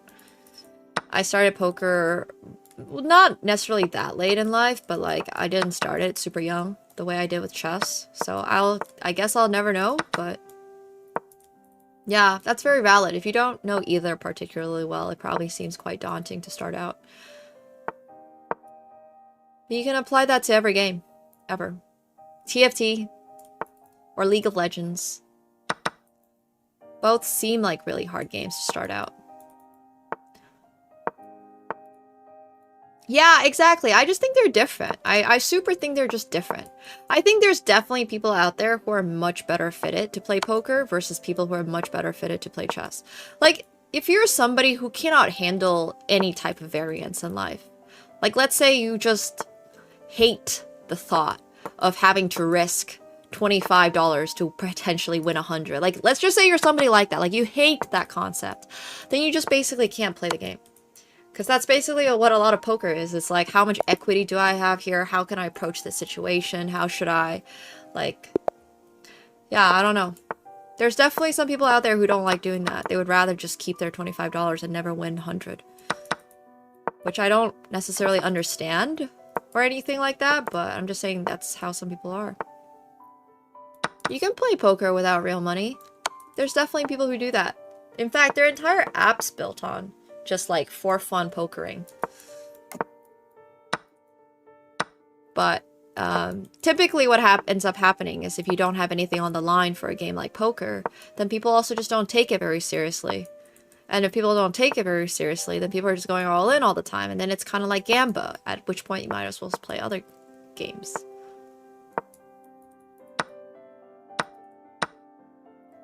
But there are absolutely free rolls and, you know, different stuff that you can play. That's allowed.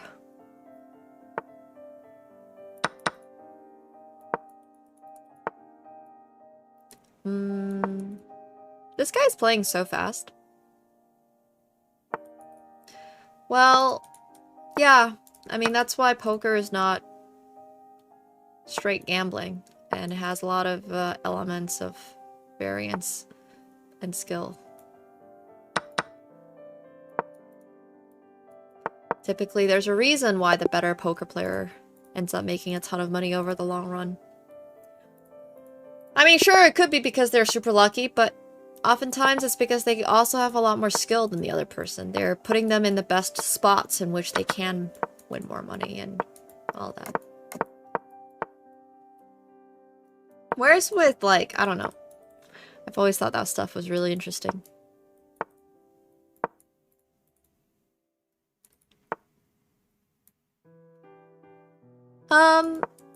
No, these days poker is extremely mathematical. If you're playing in person or online, a lot of the time you're just going off of heuristics and ranges and thinking about, like, you know,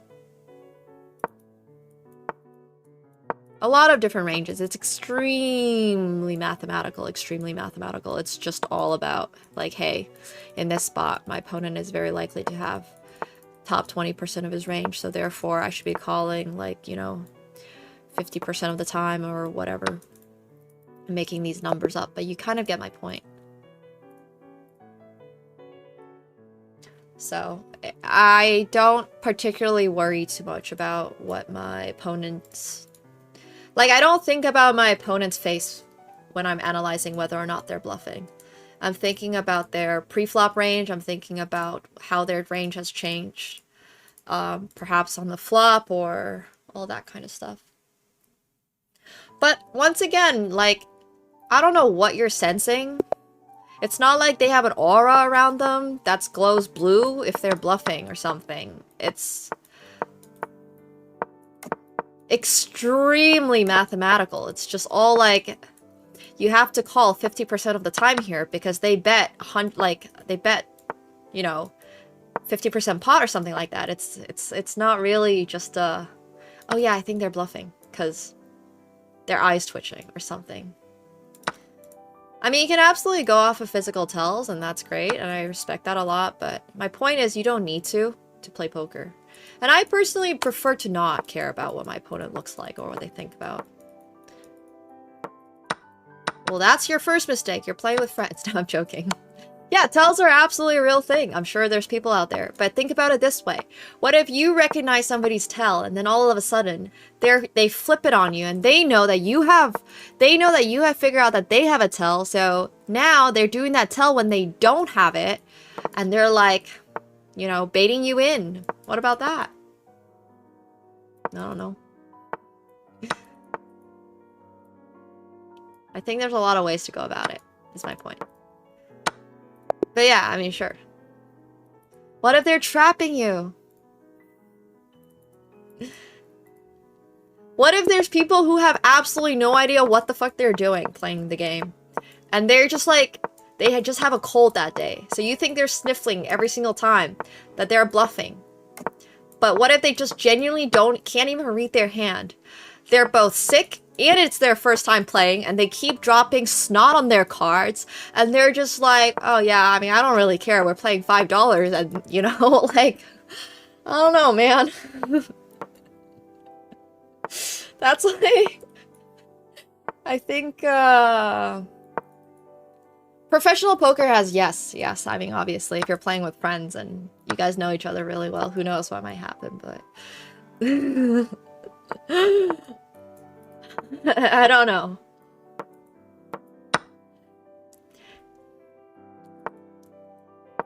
If you don't know what you have, how can your opponent know what you have?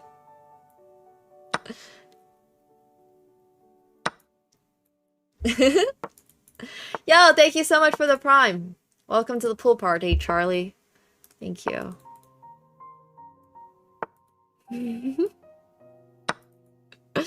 I'm just saying, what if you just never look at your cards? You can't read me if I can't. What if I got no idea? Well, there's a reason why Hold'em is no longer like super duper duper popular. That's why every single year at WSOP there's a lot of games that other people play, like PLO, for example. People love to dabble in the PLO streets because they're like, yeah, you can't have all these nitty-gritty like Hold'em geniuses coming in and doing all this stuff. So yeah, I think that stuff's really interesting. Oh no, did I just get myself checkmated though? Maybe. I did. Exactly. Exactly. But yeah, there's skill edge in all of these poker games. I could have maybe tried a flag by playing this and then going here, but even then I think it's really hard to flag. They have 1.6 seconds left.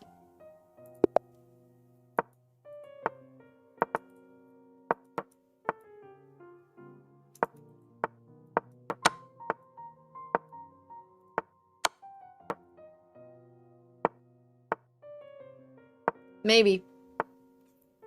I don't know. Usually, I'm trying to go for a flag.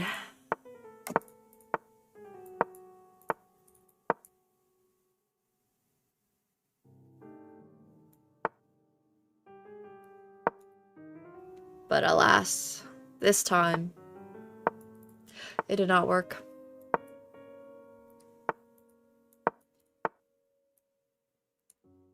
I am turning 26 in 2 days.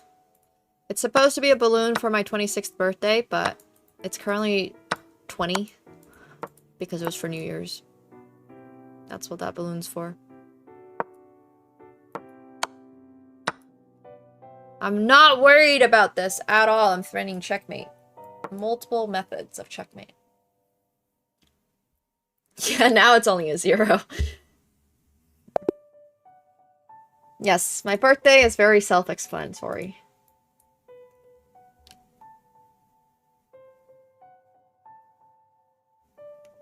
Freaking love baba ganoush. You're making me... I've been wanting Greek food for so long. Like, a moussaka has been on my dinner plans for so long. So at this point, I'm gonna have it while I'm in Paris. Thanks. No, I'm a rabbit. That's it. Just a rabbit. Yeah, but like, A good moussaka is so much better than a not good moussaka that I would rather have my moussaka while I'm in Europe. Is the conclusion I've arrived at now that it's taken me so long to order a moussaka. Like, at this point, I'm just gonna go to a restaurant in Paris or something for a moussaka. I am a dirt rabbit. Actually, I don't even really know if I'm a dirt rabbit. I'm some type of rabbit.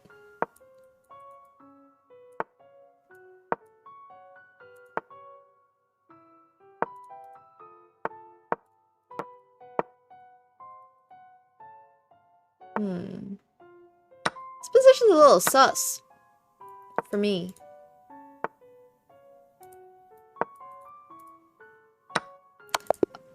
Never mind! Not if they blunder. Checkmate! Oh, Copenhagen's so cool. I hope you enjoyed. I think Copenhagen still has, like, top 1 and top 2 restaurants in the world. Noma and, I forgot the other one. Shit.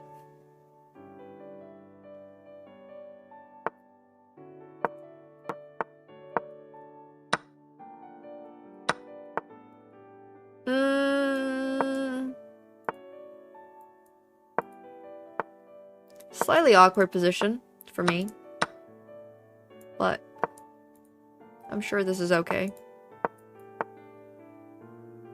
I have too many holes in my position.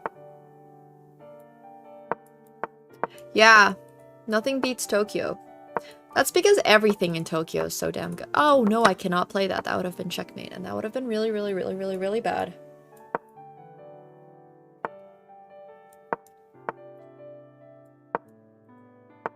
Have fun in Japan.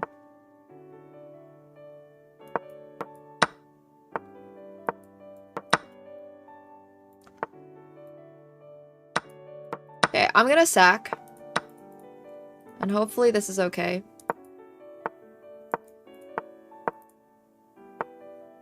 Wait, that's a free queen for me.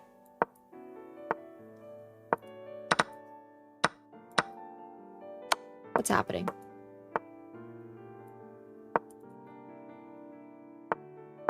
What am I missing here? What's the trick?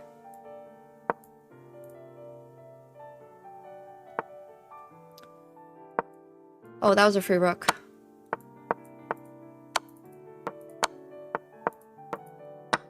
It's alright, this is gonna be checkmate.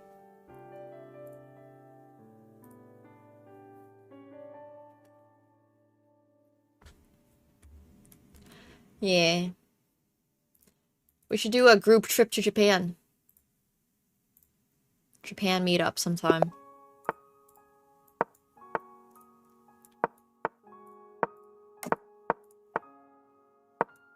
One day.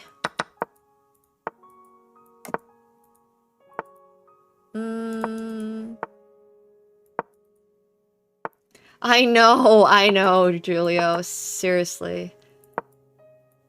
Well, I mean, this past few years, I feel like it's just, you've either visited Japan or you've visited China. And if you're really lucky, you've visited both. Wasn't literally one of the trends this past year, like, you met me at a really Chinese time in my life? I thought that was so funny.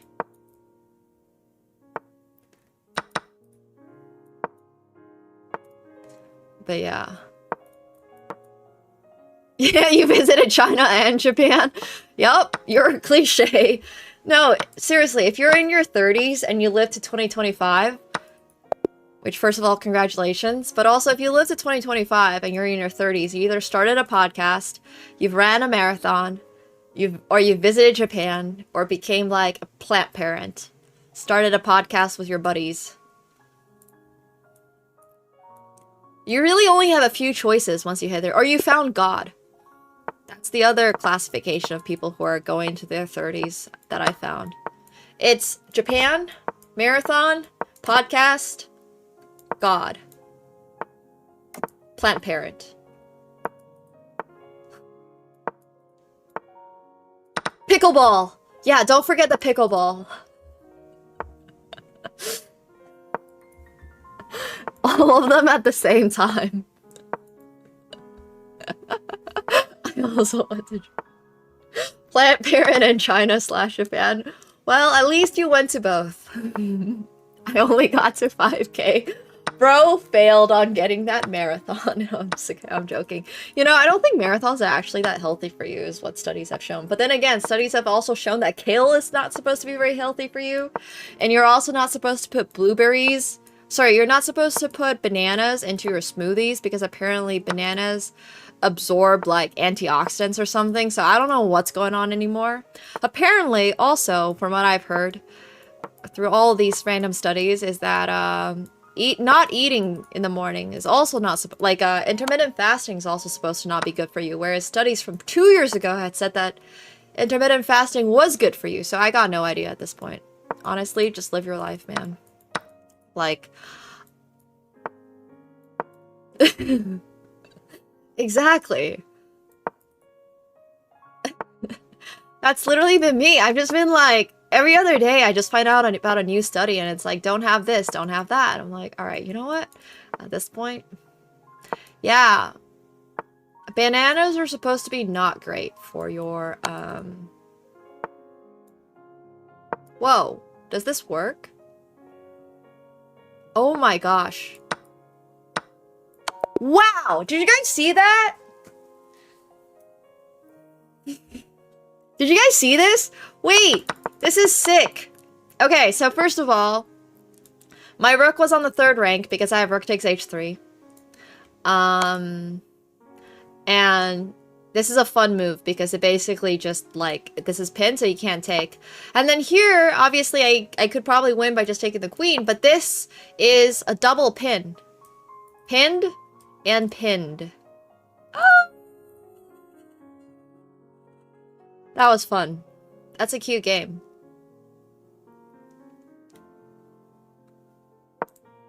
Yeah. Yeah, and then here, like, obviously I just take this. Because then it's still pinned. Pinned and pinned. Oh, wait, we're over 2,600. That's crazy. I like that this guy's name is Gunball. Versus Gumball, I guess. Yeah, I mean, being like basically only a tactical player, I feel like I have to point out when I have good tactics. Because otherwise, the only thing that happens in my games are flagging. I just flag people. That's it. At some point, you know, I can't be a flagging only one trick. I mean, I can. But I do feel like sometimes I should put a little effort into not just flagging. But then again, my game results are just so much better if I just focus on flags. Yo, Gorgoy, thank you so much for the tier 1. Appreciate it. Thank you.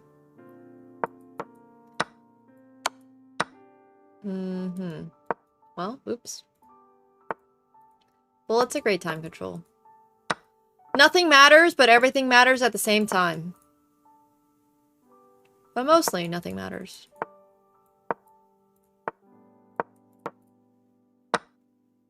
No, that's not good. Thank you, though. Appreciate it. Welcome to the pool party.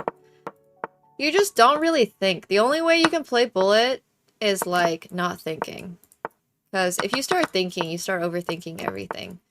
And then if you start overthinking everything, you just end up being slow and then you end up being flagged. Now, if you're a truly great Bullet player, like the actually great Bullet players, Hikaru, Alireza, and stuff like that, those people have just done this so many freaking times, and like, they're basically doing what I'm doing, but I'm at a much, much, much higher level. So once again, you want to just focus on making fast moves that don't lose you the game instantly. Combine that with finding tactics every now and then you play Bullet. And that's the only way to really play Bullet. You're never going to find the best move when playing Bullet, because that's not what the game is designed for. And if that's not your style of chess, that's also totally fine.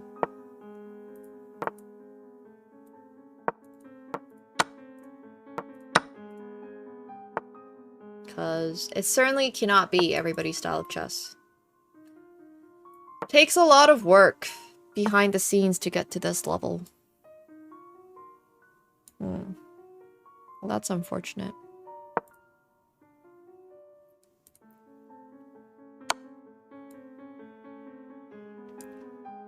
Huh. I like that. Good move by them.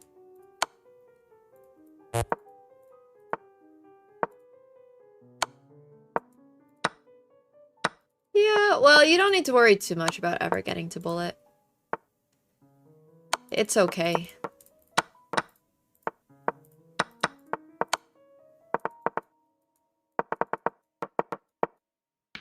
Yeah, it requires a ton of practice.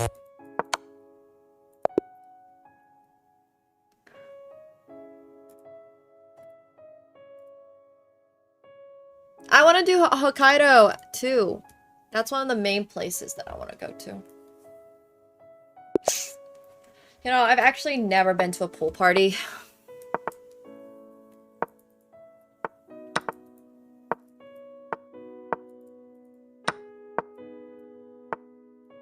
I've also... Yeah, I don't know. Standing around having to interact with people while basically standing in your underwear seems extremely awkward to me. Like, as a concept, it's just not really something that I'm personally interested in. Having to see other people in their underwear, that's definitely the worst part of it. I'm sorry. Yeah, probably not being sober makes it a lot easier, but in the meantime, it's just like, no thank you. Like, no thanks, I'm good, I'm good. Yeah. Well, I mean, it's basically the same thing. Swimsuits are just underwear that you voluntarily wear and have other people let seen.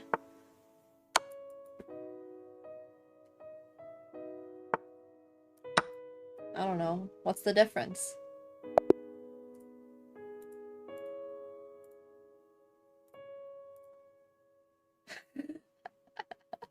It's really just waterproof underwear. It's really a matter of consent. That's the difference. It's a really important difference, but... Yo, Zamal, thank you so much for the Prime. Welcome back to your second month. Thank you. Thank you.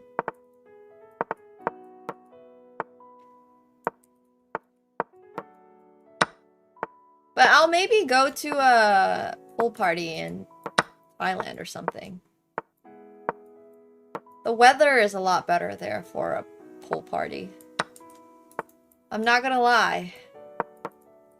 Toronto is not exactly the place for pool parties.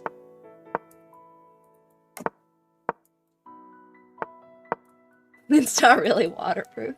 You know what? That's true too. I don't think I know what that is. I've certainly never been to a pool party in Toronto. Yoink!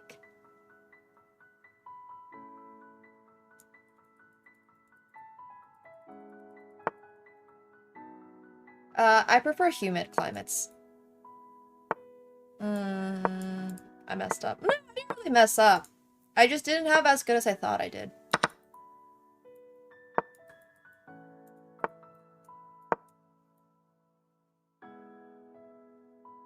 Yeah, but saunas are different. I don't know.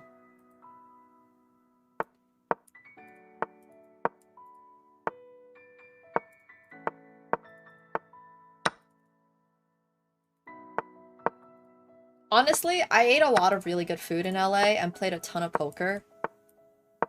But Andrea hadn't really started becoming a DJ yet, so I wasn't really going to parties.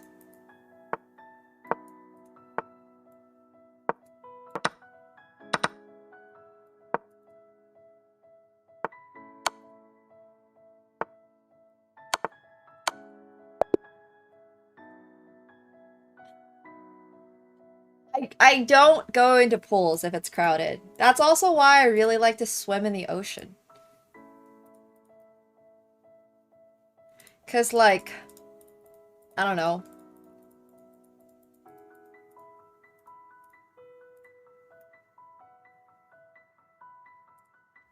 Oceans just seem a lot cleaner than pools, swimming pools. I understand you use like chlorine and stuff to like, you know, clean it out and whatnot, but ain't no way it's actually that clean. Yeah, I swim really well. I've swam a lot. That's true. It does depend which ocean. Not all oceans are made the same.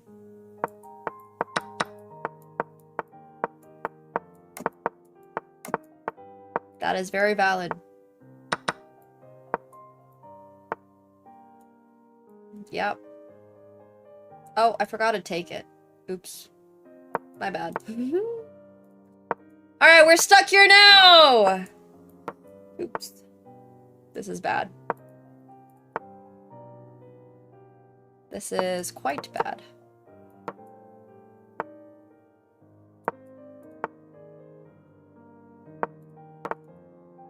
I don't socialize.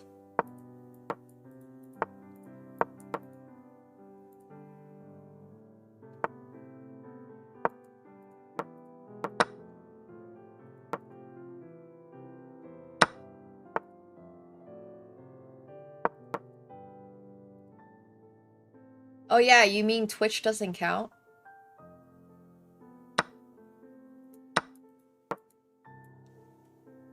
The only socializing I do is practicing social distancing.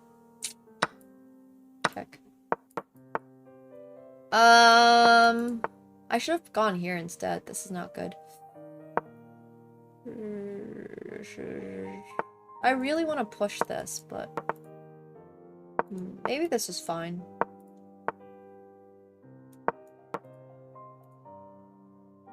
Gunball is so fast. Why is Gunball so fast? But actually...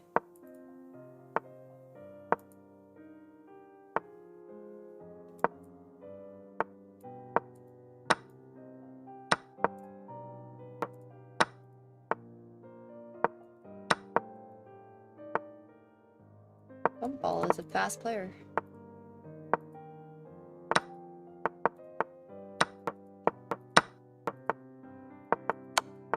Oh my god, I'm so close to checkmate, but I can't find it. That's unfortunate. It says Gunball. It's definitely Gunball.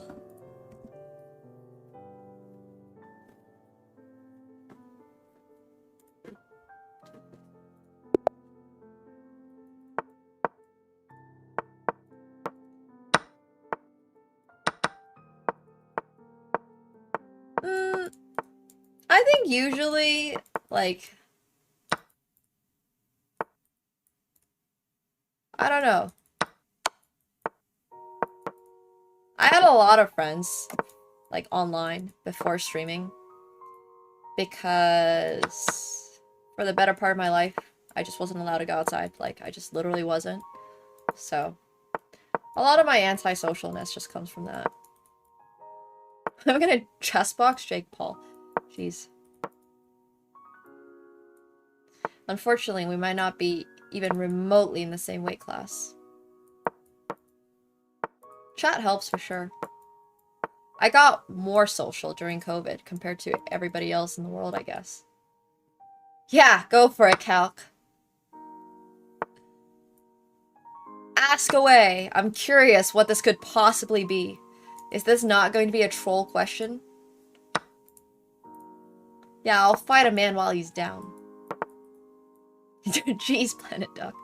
That's why Finland's a great place if you are antisocial. I'm just letting you all know.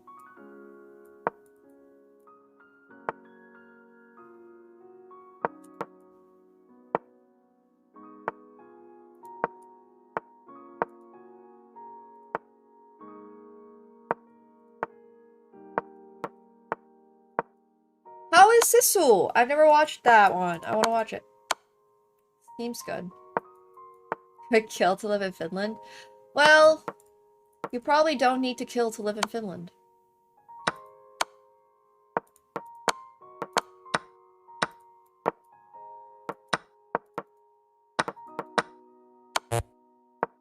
You could just live there.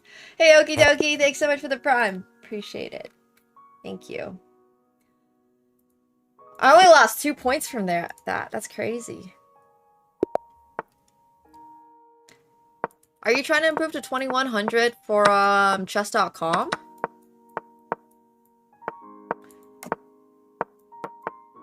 Or like FIDE? I don't remember you playing FIDE tournaments, so.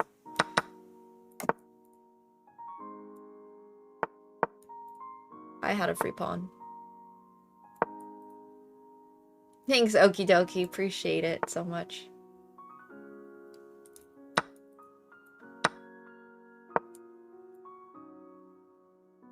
Because I'm not gonna lie, Calcaber, if you're just trying to get a 2100 on chess.com, that was a misclick, obviously. I'm not saying, like, don't take coaching, but broski, you still, like, blunder. Sometimes, multiple times in a game. I've had the displeasure of watching a couple of your games in arenas, and I know a little bit too much about your chess, much more than I would like to. Every now and then, yeah, look, that's what I'm saying. So, you can still get coaching, it's totally fine. I just feel like you don't need it, and if you just dialed it in a little bit more, and you stop blundering.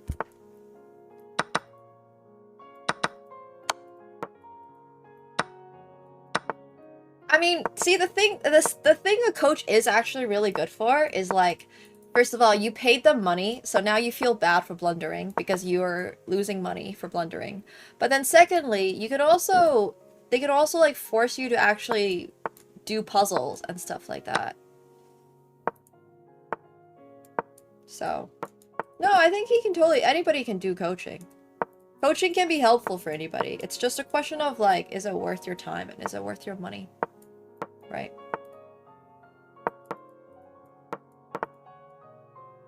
Like,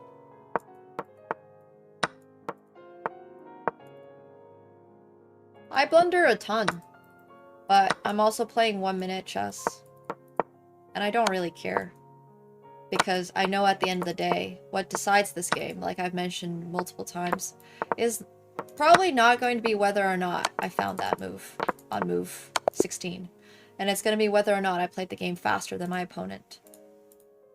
It's a very different game from trying to get to 2100, like CFC. Yeah, makes sense. I've never seen you play a classical game, Calc, so... This guy's almost 3,000. That's crazy. But it's true. It's true. I mean, if I actually cared about my game, I would not be reading chat and, like, playing a poker tournament on the side. You know? I think there's just a really big difference if you actually are trying to, like, grind and blitz versus trying to grind and blitz. Like, I am trying to grind and blitz, but I'm not playing it optimally, which, once again, like I've said, I'm not trying to do that right now. It's a very different game. Trying to play something optimally. Which I think is a great question that Calcaber has asked, because I've never seen him play a longer game. I don't even know if he has the patience to play a longer game. But if you're trying to get to a CFC rating, then you'll have to find out. But yeah. I think another really great way of improving, if you're trying to get to a higher rating, Calc, is doing rapid over-the-board games with your coach. So instead of, like, jumping directly into 90 plus 30, which is what CFC rating tournaments are going to be, I would recommend playing, like, 10-minute games with your coach and then analyzing after. And just, like, really trying to make sure that you're not blundering anything. Because think about it this way. The moment you blunder, it's like, well, there goes 20 bucks, right? Because you just paid this person, let's say $40 an hour, Canadian, whatever it is, to coach you. If you make that blunder, then you're now at a loss of 40 bucks. Because you just spent 20 minutes playing this game, and you made a mistake that you know that you should avoid. And you made a mistake that you already know that you can fix. So that's why I just think doing puzzles and doing tactics is so beneficial for everybody of all levels. It just saves you so much time and saves you so much money.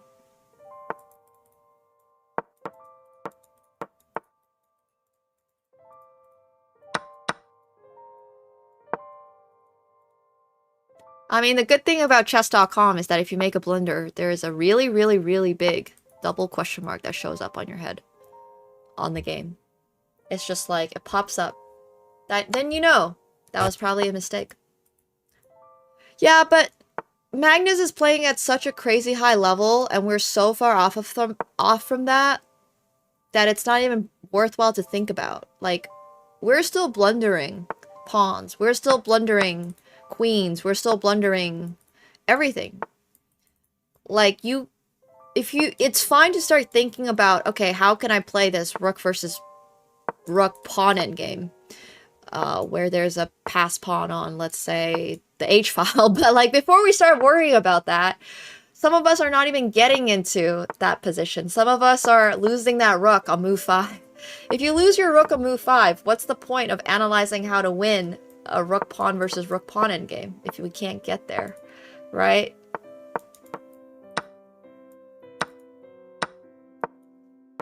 That's amazing. Yeah, I like that. You have to, like, really just slow down. For sure. Slow down. And it's okay. So.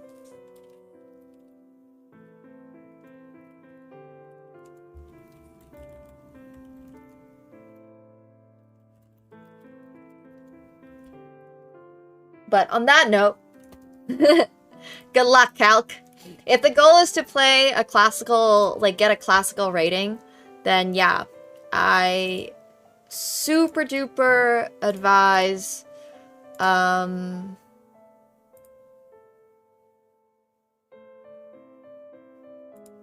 like, you know, just do those puzzles. If you're gonna choose to get a coach, do it, but do it with the understanding that you're going to have to really make sure it's worth your time.